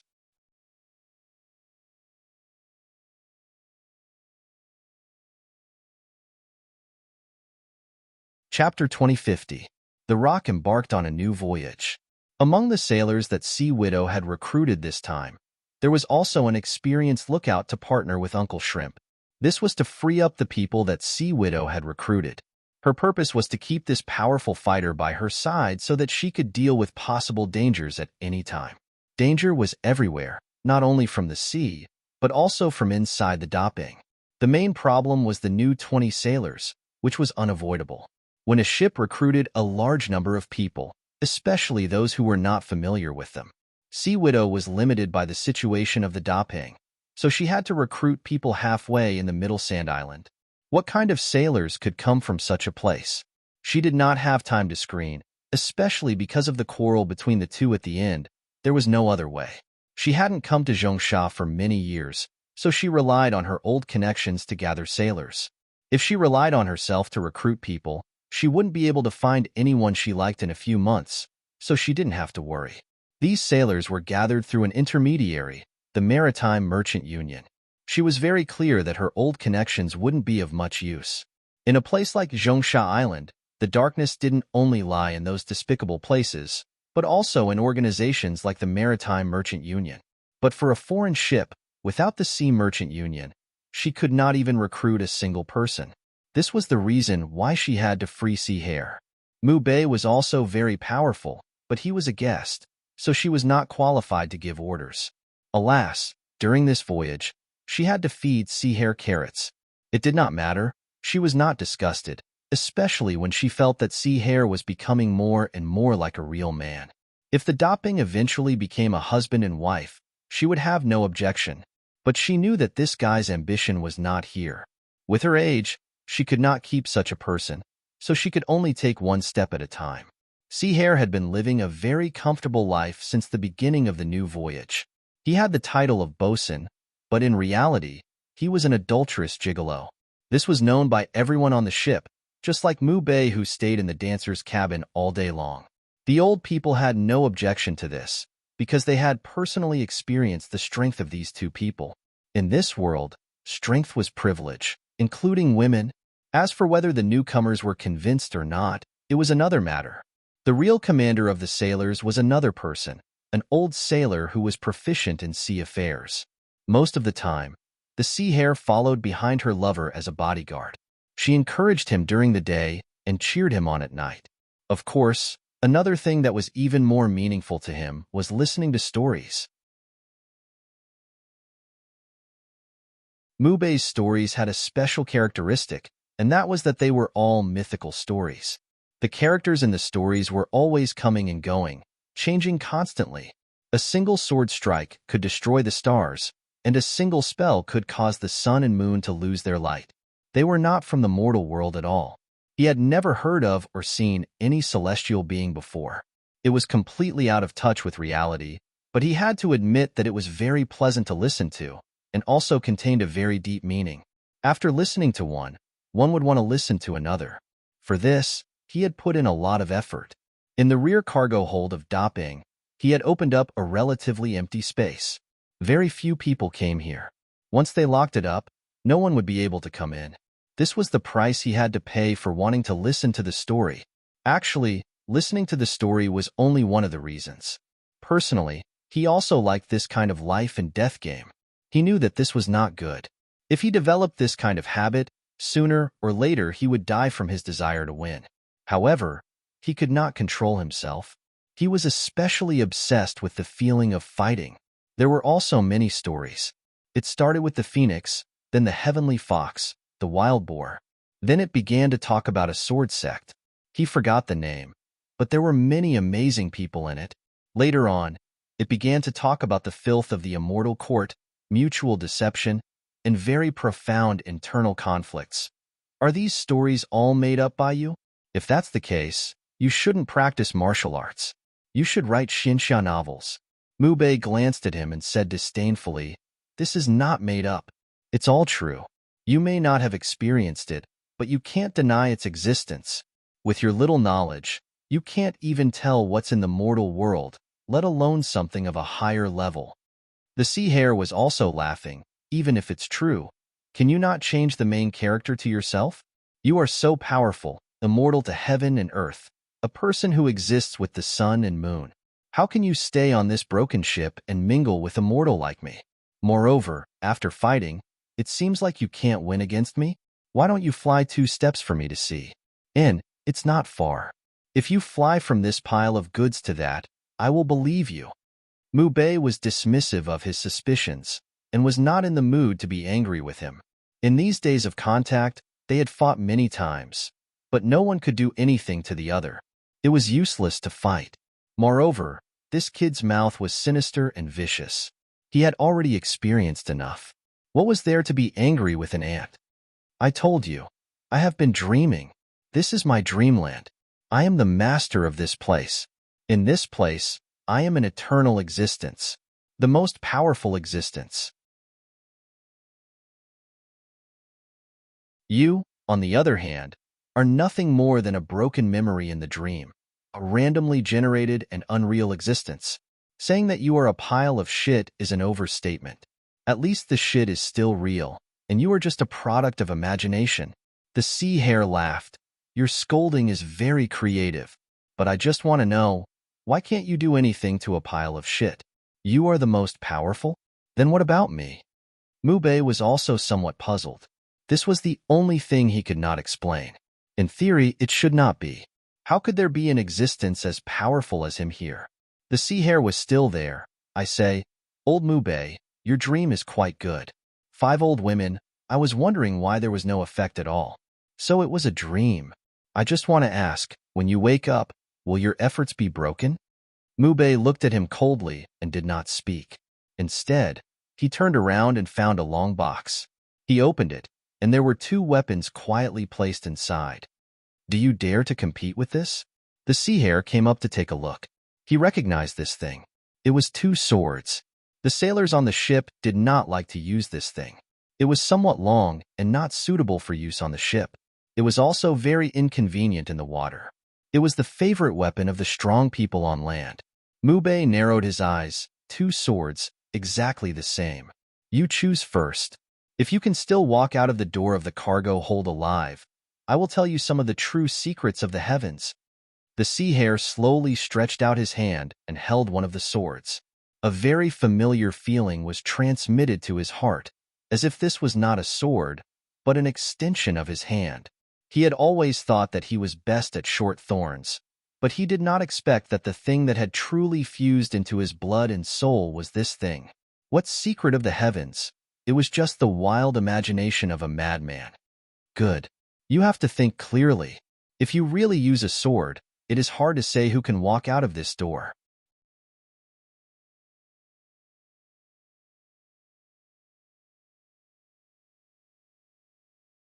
Chapter 2051.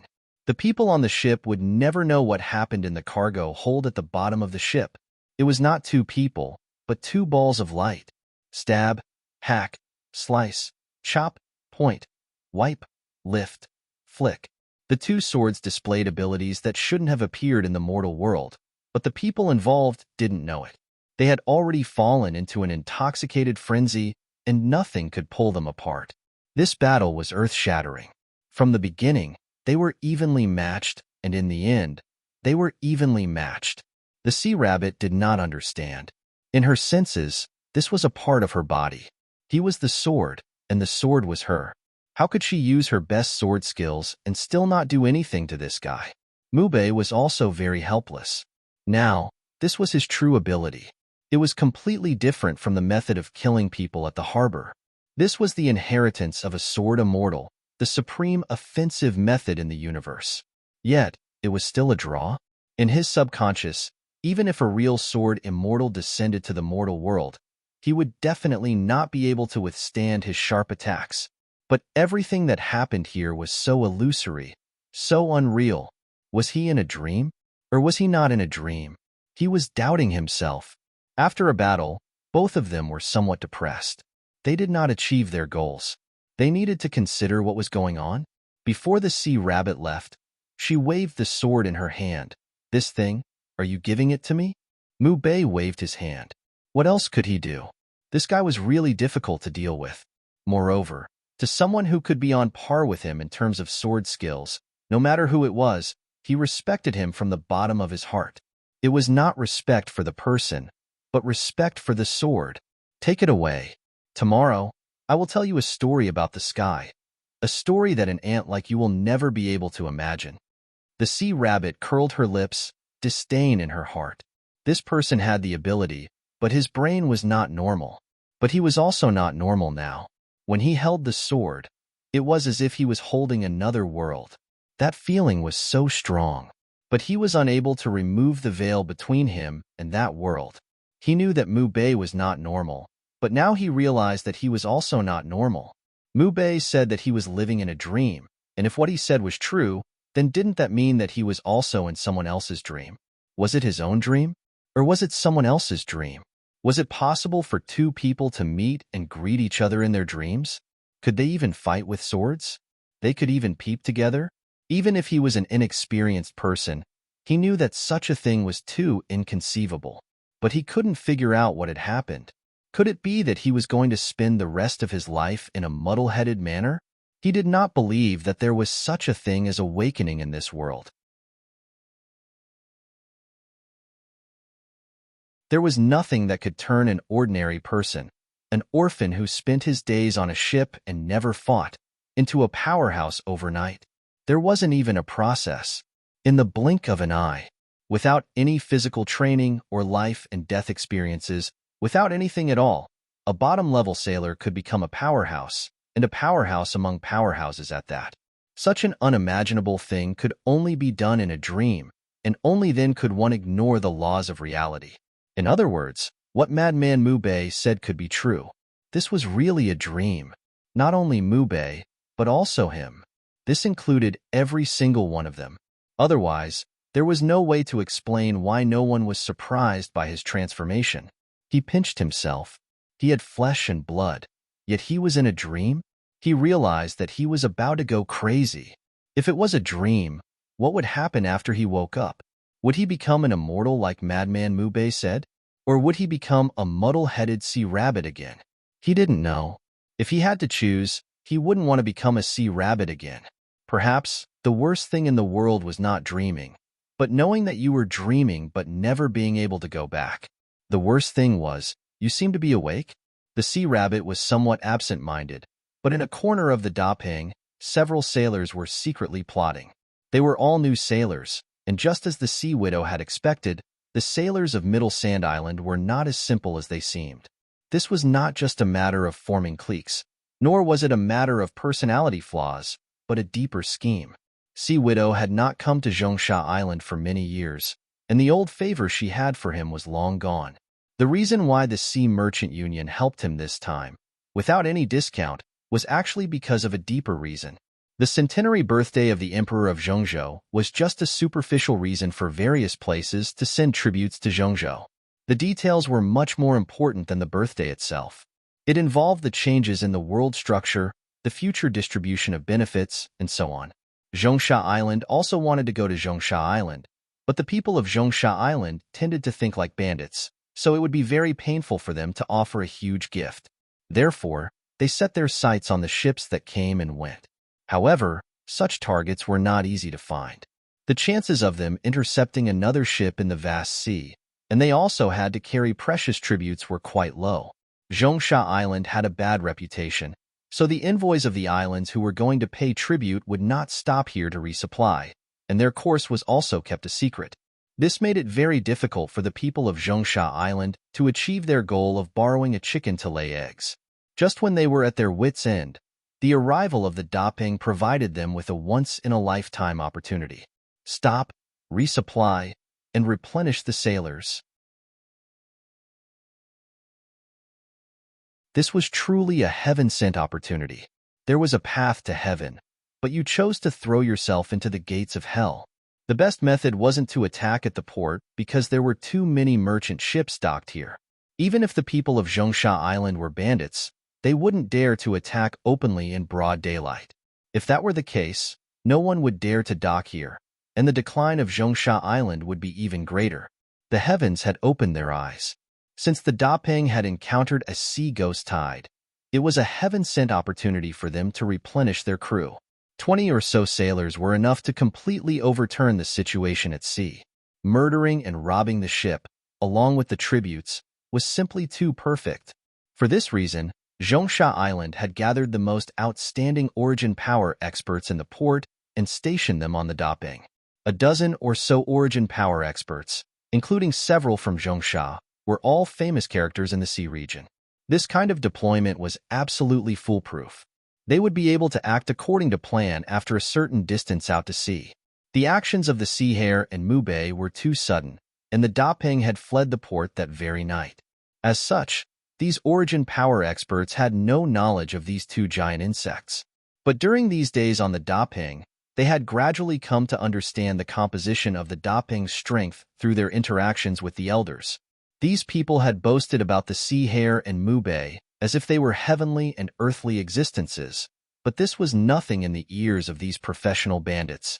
Capable people wouldn't easily believe in rumors, and they would rather believe in their own eyes. They were just two somewhat powerful origin power experts. As for saying that they could slaughter the golden-helmeted sea ghosts like dogs, that was just an exaggeration. Such exaggerations could be found everywhere at sea and weren't at all new.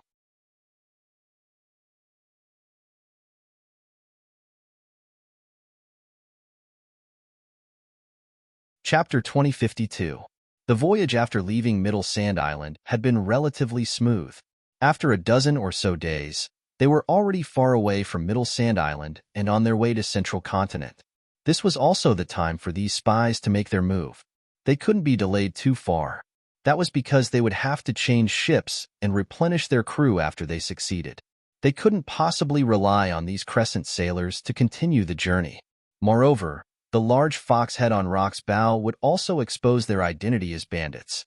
If they made their move here, they would meet up with another ship from Middle Sand Island and take over their journey to Central Continent. Everything was going according to plan.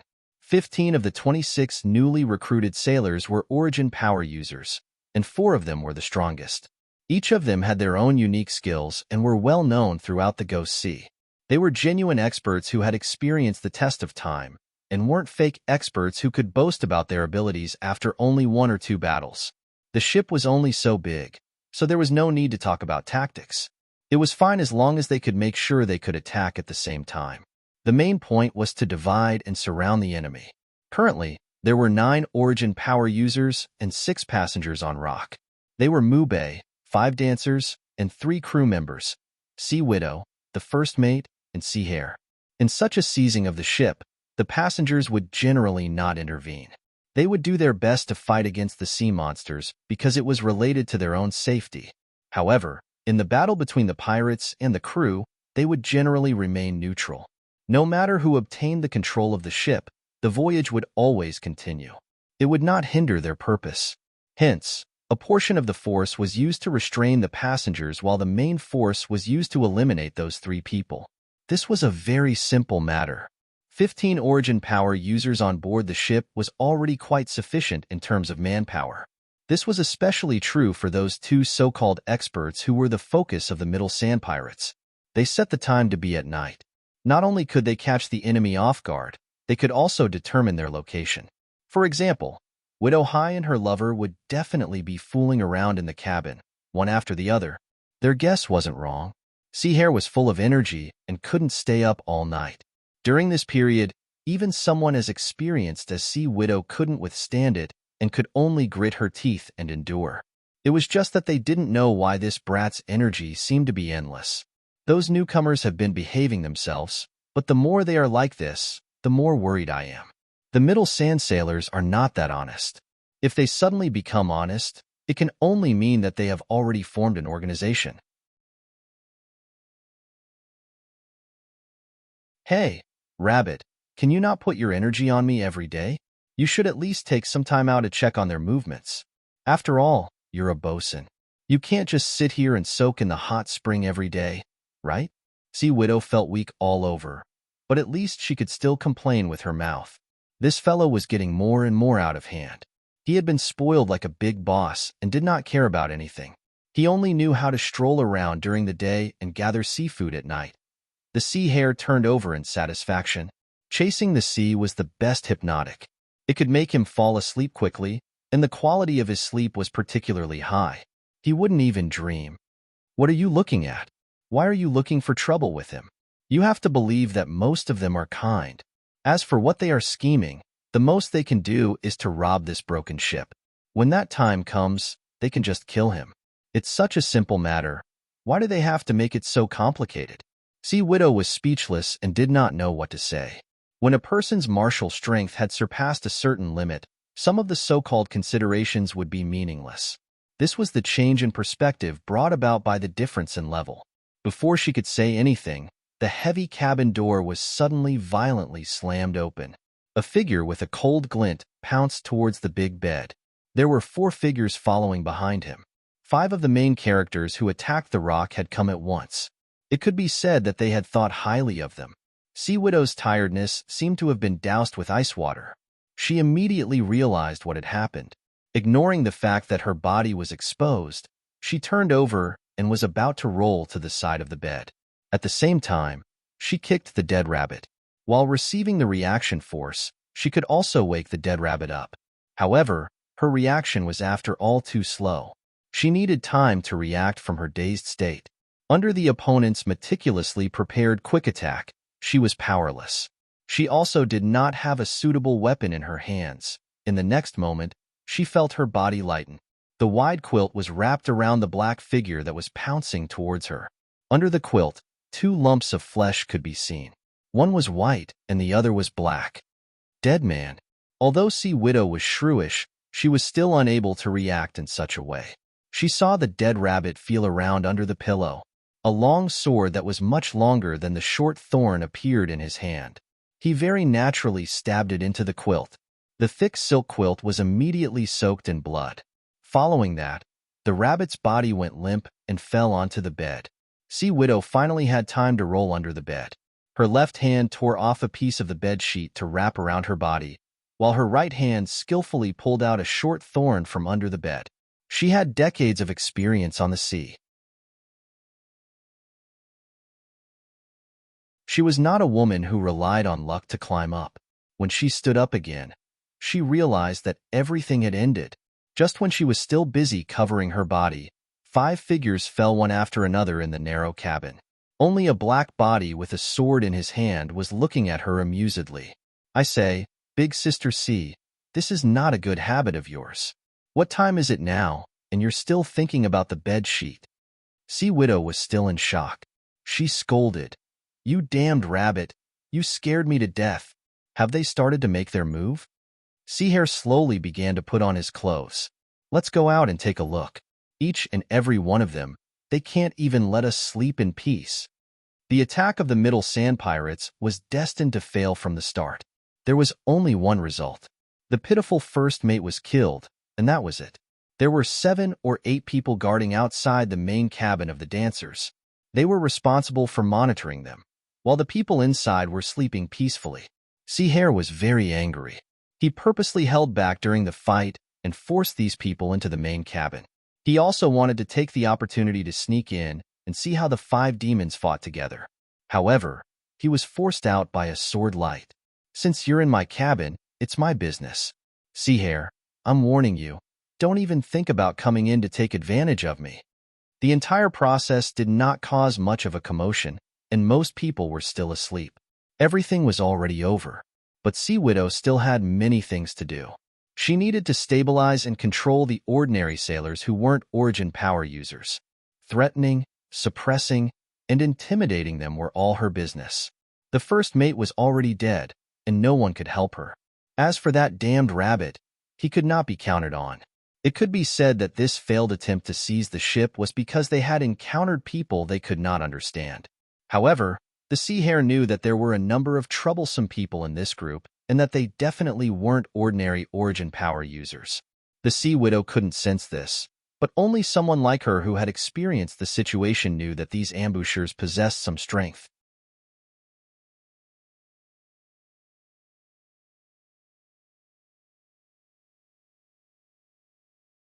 Chapter 2053. This world is the lowest level world. In the sky, there are the rules of the universe. Mu Bei continued to tell the story. To him and the sea rabbit, the threat from humans on this route was far less than the threat from nature. There are many things that can't be said, because the heavens have rules in the dark to restrict the words and actions of humans. But the heavens will not punish you for talking in your sleep. That is why you can hear stories here that you will never hear in the outside world. When I talk in my dream, you listen in your dream. When we wake up, we scatter. I don't know what I said, and you have long forgotten what you have heard. It will not affect the heavens' operation. The sea rabbit laughed. According to what you said, the people you and I killed, we did not really kill them. It is just a way to leave the dream world. If we want to leave the dream world, is there only one way? Mu Bei's expression was bleak. Maybe. First, you have to believe that this is a dream. Then you will consciously find a way to leave. But who will believe that this is a dream? We have flesh and blood, feelings and women.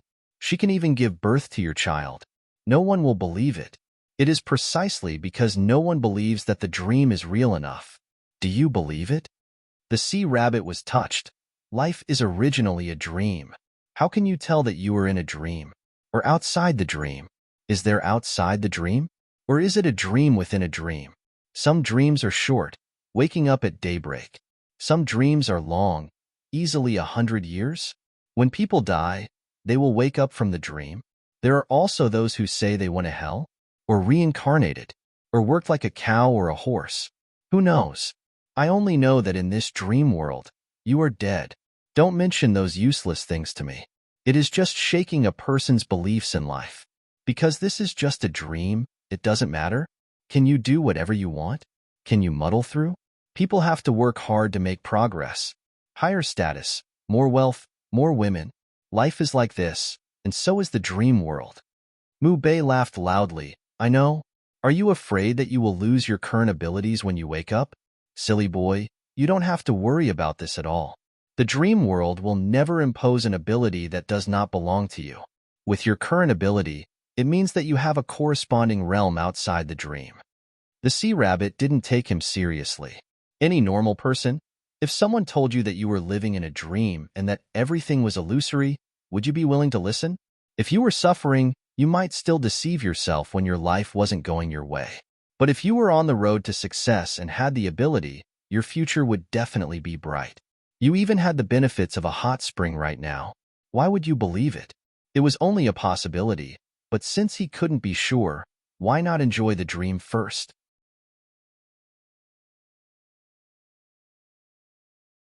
Mu Bei secretly observed this guy's expression and was not in a hurry to succeed. In his countless years of dream transfer, he rarely met people who were aware of his current situation. There were very few people who were only suspicious but not sure. This little guy was such a person. He had doubts, but it was difficult to find evidence, so the best way was to enjoy the moment first. It was also a way to let nature take its course. In fact, Mu Bei himself was the real frequent visitor of the dream world. From one dream to another, for him, he could never jump out of the strange cycle of the dream world. He remembered a lot of things, but also forgot a lot of things. Every time he met a person who entered the dream world, as long as he liked them and had potential, he would not tire of telling them his story. The reason was very simple. As long as one of these people was awake, or could remember the dream after going out, they would know who he was. Then it was possible for them to tell him when they came back again. As long as he knew who he was, he could jump out of the endless cycle of the dream world. This little guy had such potential. Even in the dream world, his own attributes made him stand out from the crowd. Even he, who was once an immortal, couldn't defeat him. It could be seen how strong his ability was outside. The most important thing was that this little guy had doubts in the depths of his heart. This was the best breakthrough. With such an opening, he could continue to tell stories to hint and restore his consciousness in the future. The forest fox path was actually called the spirit fox immortal path in ancient times. Its spiritual energy was so strong that even immortals could get lost in it. That was why a special race like the heavenly fox was born. That was why the immortal court took special care and was on guard against the heavenly fox race. They didn't dare to let them stay here and develop into a powerful force that couldn't be ignored. Ancient beasts were not to be feared. All the beasts with strong bodies, born from the earth, and powerful abilities were not to be feared. The most frightening thing was that the beasts had the same growth potential as humans. In time, there would be no limit at all. Humans were a race that possessed unlimited growth potential and had no upper limit. They knew where their advantages were. So how could they tolerate the appearance of another race like this? Therefore, the mistake made by the heavenly fox was just a cover. Which race didn't make mistakes? This was especially true for humans. According to this standard, humans should have gone extinct a long time ago. As a lingering spirit, he had been trapped here for many years. He was so old that he could not even tell how old he was.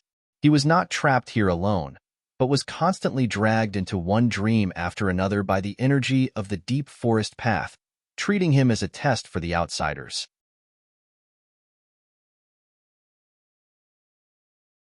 He had to admit that the ability of the forest fox path to create dreamlands was indeed shocking.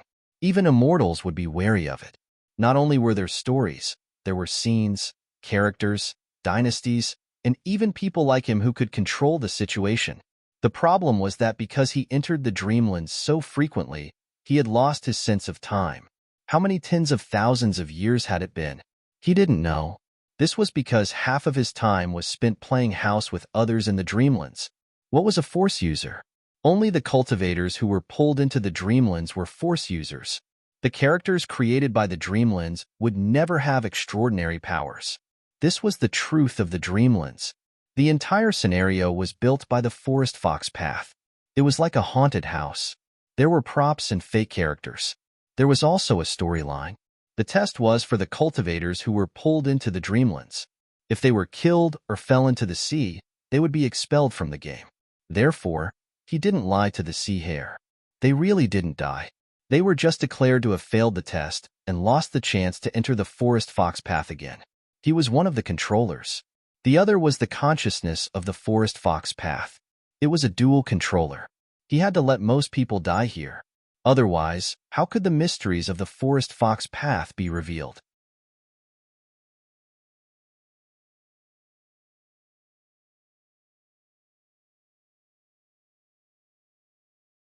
Chapter 2054. Mubei had forgotten many things. He knew that this was not a problem with his memory, but someone had done it on purpose. Who did it? Who else could it be other than himself? He only knew that he was once very powerful, very powerful. He was once ranked among the immortals. He had once forced his way to the lower realm. But what happened after that was not something he could see in his dream. He wanted to know. He wanted to know the changes in the outside world. He wanted to know who he was. He wanted to know if there was a chance for him to make a comeback. But his consciousness had sealed him at the last moment. That was a power he could not break free from. He could not do it on his own, so he could only rely on the help of others. He had no means in the dream. He could not bring anything out of the spiritual world, not to mention physical objects and letters.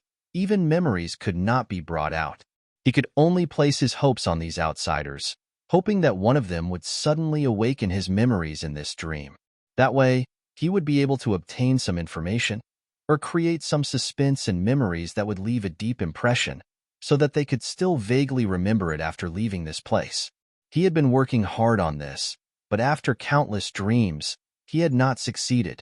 This was a spiritual phenomenon that even immortals would be wary of, and he was sealed by himself, an immortal. If he wanted to completely release himself, the difficulty was obvious. He could only try his luck in the long river of time. For example, this sea rabbit had a lot of potential. He could even guess that this guy's orthodoxy should be the same as his orthodoxy. He was sure, because this could not be faked. When the sword attack began, that instinct could not be hidden. He could not hide it. But this sea rabbit was also undoubtedly exposed. What was left? He needed patience. Step by step, he had to wake this little guy up. Otherwise, with his status in the Dreamlands, why would he fight with this little guy every day? Of course, the story had to be interesting, it had to be attractive. He was not afraid of the wrath of heaven, because this was all real, and he was just talking in his dream. The rulers of the heavens have 36 rules. The supreme rules, the rules that everyone must follow, not only humans, but also beasts and even ghosts. Also nature, the stars, the universe, all must follow these rules. Every rule is controlled by a great power. They are the Tao Lords. I am one of them, and I am a very important one. But now, I've forgotten which one I'm in charge of. The sea hare was confused. He still couldn't understand the deeper meaning of this, but Mubei's intention was not to let him understand it now, but to use this information to stimulate his memory retention. Every cultivator who entered this place would be captured by the spiritual energy of the Spirit Fox path. Without exception, even immortals would not be able to escape this calamity. Compared to the spiritual, astronomical phenomenon that had existed proudly in the universe for millions of years, the human spiritual energy and will was like a firefly compared to the sun and moon. The only difference was how long it would take for you to wake up. Normal cultivators would never be able to awaken from the Dreamlands. Those who were proficient in the Dreamlands might be able to do better, depending on their own abilities. Immortals would wake up very quickly, but this was only in theory, because no immortals would come here to look for trouble. Even if they fell into the Dreamland for a short period of time, it would be an insult to them. Would this little guy wake up from his dream? When will he wake up? Or perhaps they would never wake up, but would retain a certain amount of memories of the dream after leaving. This was Mubei's purpose. There was no success rate to speak of. All he could do was to keep looking for people in different dreamlands, keep telling people his story, and pin his hopes on fate.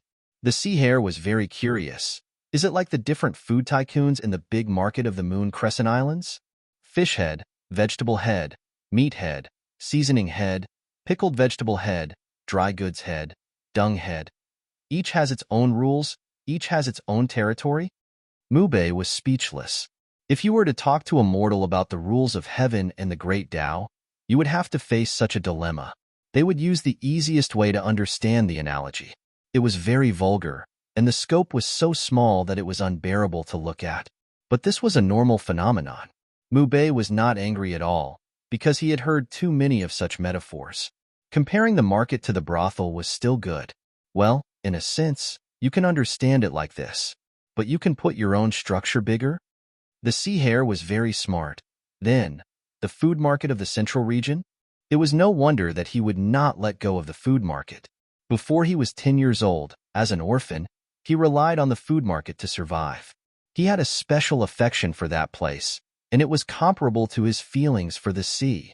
Mubei was depressed in his heart, but he was still neither fast nor slow. Well, a little bigger. Not only the food market, but also other industries, any industry you can think of. The sea hare's thirst for knowledge was very strong. In the sky? Is there a food market in the sky? Mubei was unable to explain, because this would involve a series of problems. Not to mention 3 days and 3 nights. Even 3 years would not be enough to explain to a mortal. So his experience was, don't explain, go with the flow. Otherwise, sooner or later, he would be driven crazy by the pace of this conversation. There is, but it is not called a food market. The people in the sky, what they eat is not the same as mortals. They will refine all the ingredients together and make something like a pill. So it is very clean. There will not be rotten leaves, internal organs, blood, and feces everywhere. The sea hare suddenly realized, so it's like this. I have eaten pills before. It is not delicious. It does not taste good. Also, can this thing be eaten? Mubei decided to return to the main topic as soon as possible. Otherwise, if he continued to explain, sooner or later, he would fall into a ditch. All right, it is roughly like a food market. Then, since you are familiar with the food market, then these so-called leaders, they are all colluding with each other, right? The sea hare slapped her thigh. Of course, they must be colluding with each other. Otherwise, how can they manipulate the market price? And every once in a while, there will always be a product that will suddenly increase in price. They would rather leave the goods rotting in the warehouse to earn a high profit. This year, you are ruthless. Next year, you are the army, then you are the money. Next time, you are the bean. You play. It is all like this. If they are not coordinated, how can these profiteers make money? Mubei nodded. It is also like this in the sky. 36 rules, 36 paths. Every once in a while, there will always be a path that is abnormally difficult to traverse. It requires extra resources, extra effort, and extra threshold. But they are not doing it for money, but to prove that the great path is difficult, even if they do not understand it. Only then can they have such control, and in this control, form all kinds of small circles for themselves, controlling the door to advance. These are all common decisions. At the very least, it is the mainstream decision.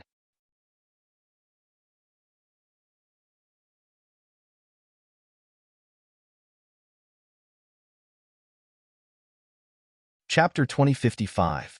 Mubei finally brought the topic back to his own rhythm. A vegetable market is a microcosm of society. You can see all the ugliness here.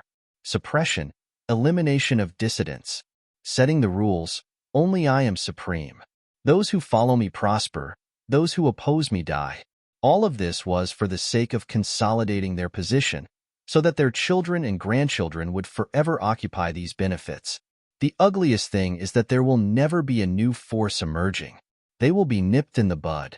In the vegetable market, if such a so-called food tyrant controls the situation, do you know what it means? The sea hare thought for a moment. The price of vegetables will soar. There will be shortages, hoarding, selling shoddy goods, complaining everywhere. Mu Bei nodded with satisfaction. He was not stupid. That's right, the vegetable market in the sky is also like this. But in this world, being separated for a long time must be united, and being united for a long time must be divided. Nothing is forever, unchanging. There will always be some kind of opportunity to break the bottles, and then everything will start again.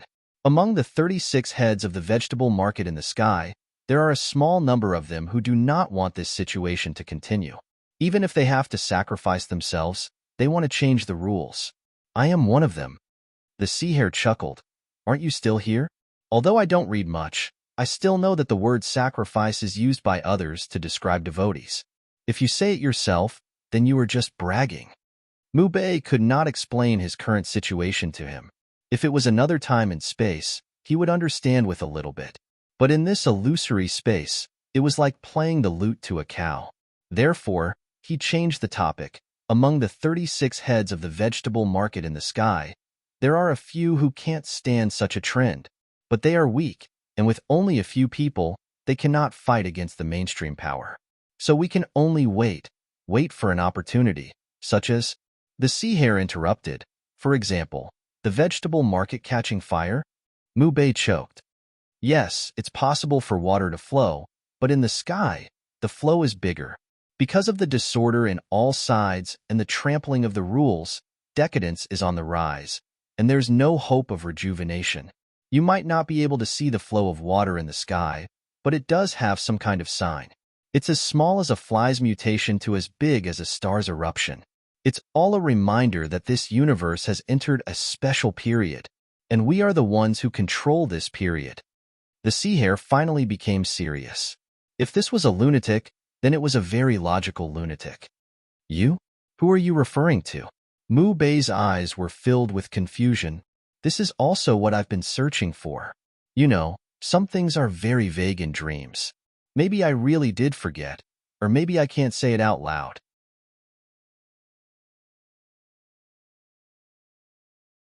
Right now, I don't even know which industry I'm the head of in the market. I only know that I might be ranked very high, like... The sea hare saw that he couldn't hold it in, so she answered for him. In a market, there are always a few main characters, such as vegetable heads, meat heads, fish heads, grain heads. Mu Bei nodded. This kid was very talented. You're right. Of the 36 rules, there will always be a few that are the most important. It played an irreplaceable role. In the market in the sky, there were 5 rules that were the most important, and 3 of them supported this change. But they were still not the mainstream. I only remember that the first 2 who made the change were 2 of them. As for the third one, I'm not too sure. It's hidden very deeply. The sea hare was very suspicious of his story. This is very different from the market in the mortal world. In our moon crescent, there is no mainstream vegetable head who wants to change. This is equivalent to digging your own foundation. It doesn't seem to make sense. Mu Bei smiled. That's why I said that you have to expand the scope. The problem that the vegetable sellers consider is a few years, at most 10 years. The problem that the people in the sky consider is thousands of years. If you think that the change will definitely come, rather than passively endure it, it's better to take the initiative to participate. In the end, these 36 vegetable sellers will all join the tide of change. But most of them are speculators, and only a few do not care about their own interests.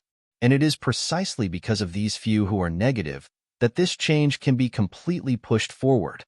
The sea hare felt that it was a fantasy. Clearly, the vegetable sellers of the Moon Crescent Archipelago could not do this. What he did not understand was, what's the point of you telling me this? I'm only familiar with the market in the Moon Crescent Archipelago. At most, I can understand the market in the central region in the future, but you're telling me about the market in the sky. Isn't the difference too big? The story should be close to life to be educational, otherwise it's just wishful thinking. Are you sure you're awake now? Mu Bei glanced at him. Whether I'm awake or not, can you try using a sword? The sea hare disdainfully said, using a sword is an instinct. I've seen madmen who are very good at fighting, but play house with children all day. Mu Bei could not explain, because in fact, he did not know whether he was awake or not. It's meaningful. It's meaningless now, but it doesn't mean it's meaningless in the future. It's meaningless in the dream, but when you wake up outside, it will be very meaningful. But I have a request. If you really remember what I told you today and feel that these things are very helpful to you, can you come back and tell me? I just want to know one thing. Who am I?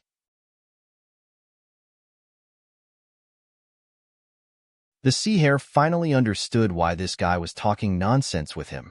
Did he really think that he was in a dream, which of course meant that he, the sea hare, was also in a dream? After this dream, was his real life?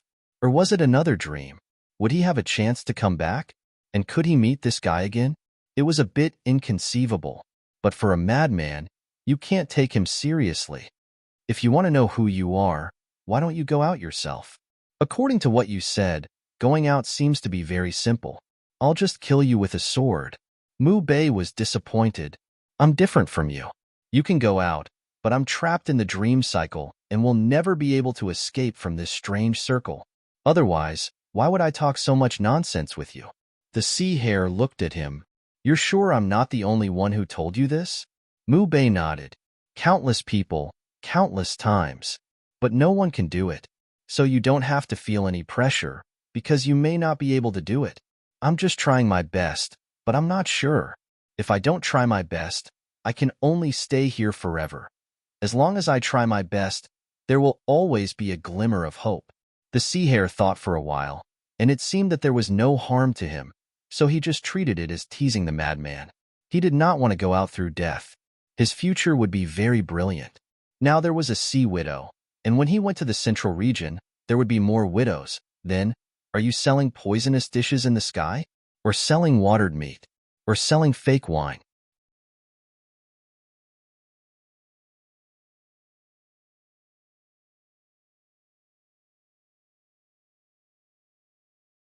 Chapter 2056. Mu Bei sighed. If I knew, why would I tell you this? So you have to pay attention.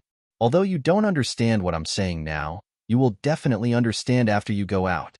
Of course, the premise is that you can remember something after you go out, and not be like those people before you who can't remember anything after going out. The sea rabbit looked pensive. So the reason you tell me these crazy things every day is to deepen my memory? It's not easy for a person to be as logical as you. Mu Bei looked at him and sternly said, You have to know that there is no love or hatred between people in this world for no reason. If there is, then it must be because of a relationship of mutual benefit and the value of using each other. You listening to my crazy words here has no effect on your present situation, but after you wake up, it will be different. No matter if you wake up here or outside, you will immediately know the meaning behind the stories I'm telling you. It will be very important for your future direction. At that time, you will feel that these stories are useful, and then I'll have to trouble you to tell me, who am I? Do you think it's fair for me to say this? The sea rabbit thought for a moment and felt that it was all right. There was no need to pay anything. As for the future, I understand. Actually, you also know that there is a high probability that I won't wake up, right? Whether it's here or after I go out, I'll forget everything. Just in case? Mu Bei sighed. That's right. So you see me acting almighty here, but in fact, I can't be more aggrieved. You have hope, but I'm in an endless loop in the dream. The sea rabbit also felt that he was somewhat pitiful, so he teased, What you told me is actually the so-called secret of the heavens, right? Because heaven's punishment is not as good as a dream, you can speak freely here.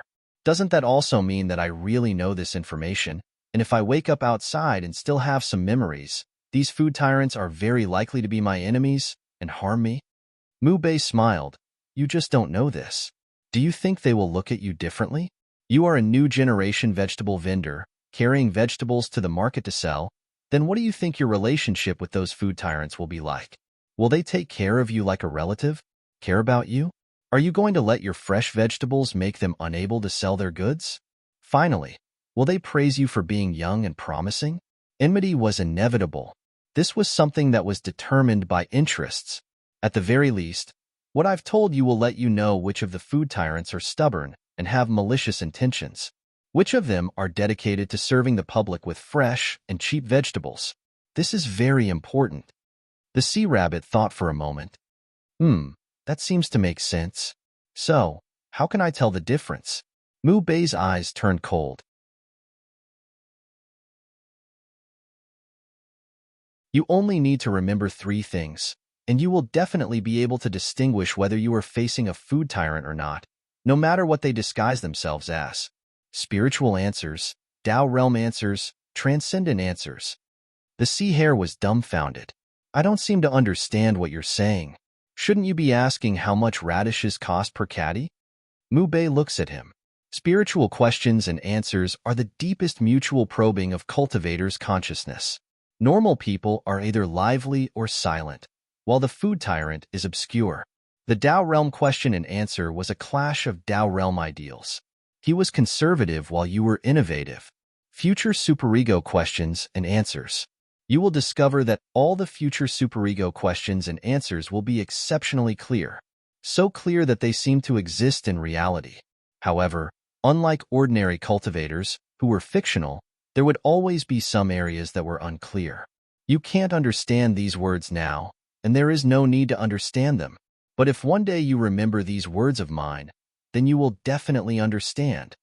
The sea hare really couldn't understand. These things seemed to have exceeded his understanding of this world. It was so mysterious. There was a question here. Mu Bei's request was very simple. He just wanted to know who he was.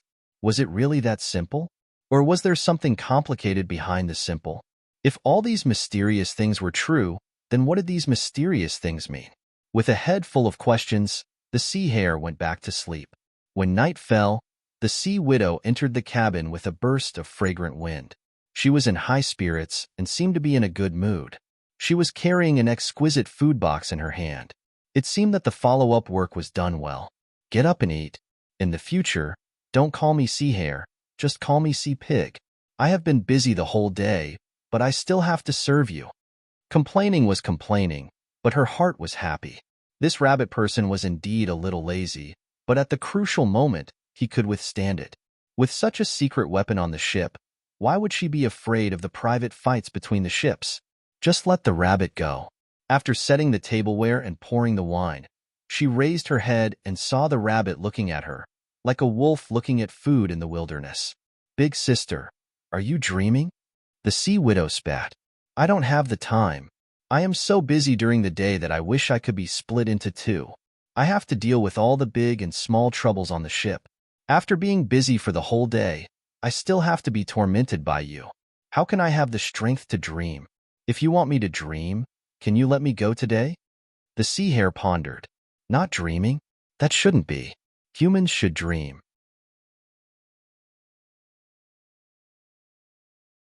It is what they think during the day, what they worry about the most, what they hope for the most, what they look forward to the most. The sea widow really couldn't keep up with the rhythm of this fellow. He was so strange, as if his mental state was a little abnormal. Eat and rest early. You have been tired for the whole day. The sea hare disagreed. Big sister, your work and rest routine is wrong. You can't rest immediately after eating. You need to walk, move, and digest the food.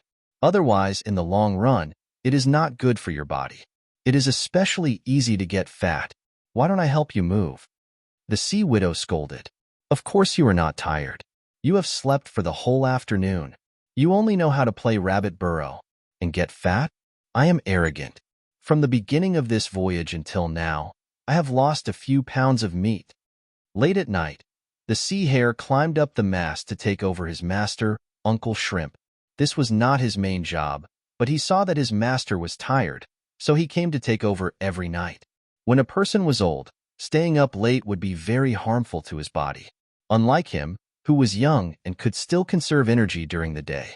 Looking at the dark sea, countless thoughts floated in his mind, especially those words of Mu Bei. To him, it was not completely indifferent. Those stories must be related to him. This was his intuition. If everything that Mu Bei said was true, then perhaps he, the sea hare, was in a kind of half-awake state? He dreamed more and woke less.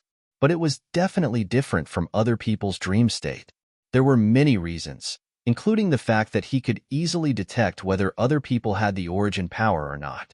Most importantly, when Mu Bei's story was told, he had a feeling of déjà vu.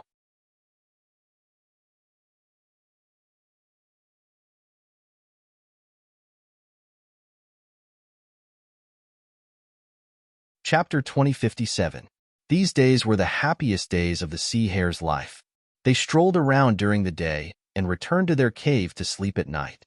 The sailors of the Dapeng were still a little nervous, but the sea widow did not want to replenish them for the time being, nor did she have a place to replenish them. They needed to hold on for another 3 months and wait for the next large supply base to consider this problem. They did not need to fight with people anymore. They could only fight with the heavens. The weather on the sea was unpredictable. Various sea conditions and various abnormal sea creatures made their journey not easy. In this kind of stumbling, an attack from the sea sky harrier caused them to lose 2 force practitioners, 2 of the dancers. The number of force practitioners on the ship dropped to 6, and they were only halfway through the journey. Whether they could smoothly reach their destination became the worry of the sea widow. In the face of nature, even the sea hare could not help her much. You don't seem that sad? In any case, we have been together for a few months. Don't you have any compassion? Looking at Mu Bei, who acted as if nothing had happened, the sea hare deliberately asked. Mu Bei did not feel anything. If you treat this as a dream, this is a good thing. If you treat the dream as the only thing, you will be constantly troubled. I have experienced too many similar parting, more than you have seen in your life. Many of the parting have become natural, not pity, but gratification. The sea hare was speechless. He did not believe that the changes that happened to him were natural, but he also did not really believe this guy's words. He was more used to finding out the truth himself and not following what others said. According to your explanation of this world, why would so many cultivators want to enter this dream? What benefits does it have for them? Mu Bei snorted. To cultivators, experience is the most precious thing. You are the same, otherwise you would not have come here. But there is one thing you are right about. Recently, more and more cultivators have come to the dream, so many that it is abnormal. He knew that the outside world must have changed in some way, but he did not know the changes. This was also the reason why he was more and more anxious to get rid of the dream. This was the change that he had instigated, but now he did not know how far the change had progressed. There was nothing more torturous than this. Especially now, there were more and more cultivators entering the forest via the forest fox path. They were becoming more and more frequent. All he could do was watch in his dreams, scratching his ears and cheeks. He had a lot of expectations for this sea rabbit. It was a kind of intuition. He felt that even though this guy acted indifferent and treated him like a lunatic, he must have felt something from his words.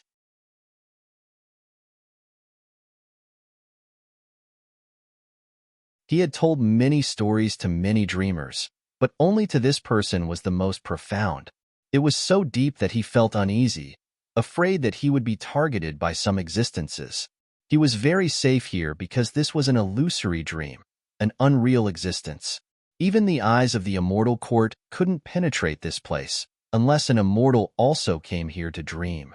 But in the world of cultivation, words really couldn't be said casually. So the metaphor of the market was very much to his liking. Was it intentional? Or was it intentional? He wanted to know who he was. This was the key to getting rid of the dream cycle. However, even if he did obtain the key, he would not leave immediately. This was because this was not the best time. The best time would be at the moment when the era changed. Although he had forgotten a lot of things, there were also many things that were deeply engraved in his consciousness. When the epoch changed, it was the time when all kinds of demons ran amok. Every existence like him would choose this time to resurrect in various ways. It was only at that time that he could be safe. If he were to resurrect in advance, he would only become the target of the immortal court's attacks because he had broken everyone's rules. The appearance of this sea rabbit had finally given him a glimpse of hope. He was not in a hurry to send him out. The best outcome would be for this little guy to wake up in the dream. He would do his best to help him achieve this goal. The scenario of the forest fox path was all-encompassing. It was like a stage play that absorbed all kinds of human life experiences. There were battlefields, imperial examinations, and so on and so forth. The sea scenario was just one of them. It was a random choice that was completely determined by the consciousness of the forest fox path. As a frequent visitor of the dreamlands, he was just a lackey of the consciousness of the forest fox path. He could provide a more realistic experience to the scenario and add some variables to make it even more confusing. The entire test was a voyage on the sea. The destination was the so-called Zhong province, a place that did not exist. According to the habits of the consciousness of the forest fox path, most of the cultivators who boarded the ship would be kicked off halfway. This included the battles between the cultivators and nature. In fact, nature was the simulation of the mental energy of the forest fox path. No matter how strong the cultivator was, it would simulate an even stronger sea monster to drag the cultivator into the abyss. The purpose of the wooden shell was to fix the weak cultivators. Those who tried to sneak their way through would be eliminated after the test. The last survivor would also receive a great boost in their mental energy in such a mental environment. In this place, there was no real death. The only thing that was wasted was time.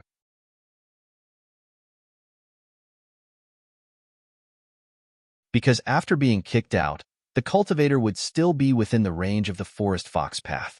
While searching for a way out, the cultivator would be dragged into the next dreamlands. The origin power cultivators from Middle Sand Island and the future supply islands were all pulled in by these cultivators over and over again. It was inevitable that someone would be kicked out of the rock. Even if the wooden shell did not kick out, the consciousness of the forest fox path would create all kinds of scenarios to kick out the cultivators. After millions of years, it had already formed a set of fixed patterns that would not be easily changed. However, he would not interfere with this.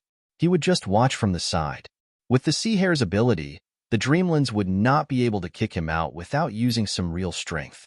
This kid's sword was too fast. It was so fast that even he could not do anything about it. Don't you think that a life full of expectations is more meaningful? Instead of staying on a ship for the rest of your life, smelling like fish, and entangling with an old widow who is 2 rounds older than you. By the way, what kind of hobby is this? Actually, you also have a chance among those dancers, but you never go. Why? The sea hare gave him a sideways glance. This is my personal taste. It has nothing to do with you. Just like how I never asked you why you protected the fattest dancer so well. Why didn't you care about the others?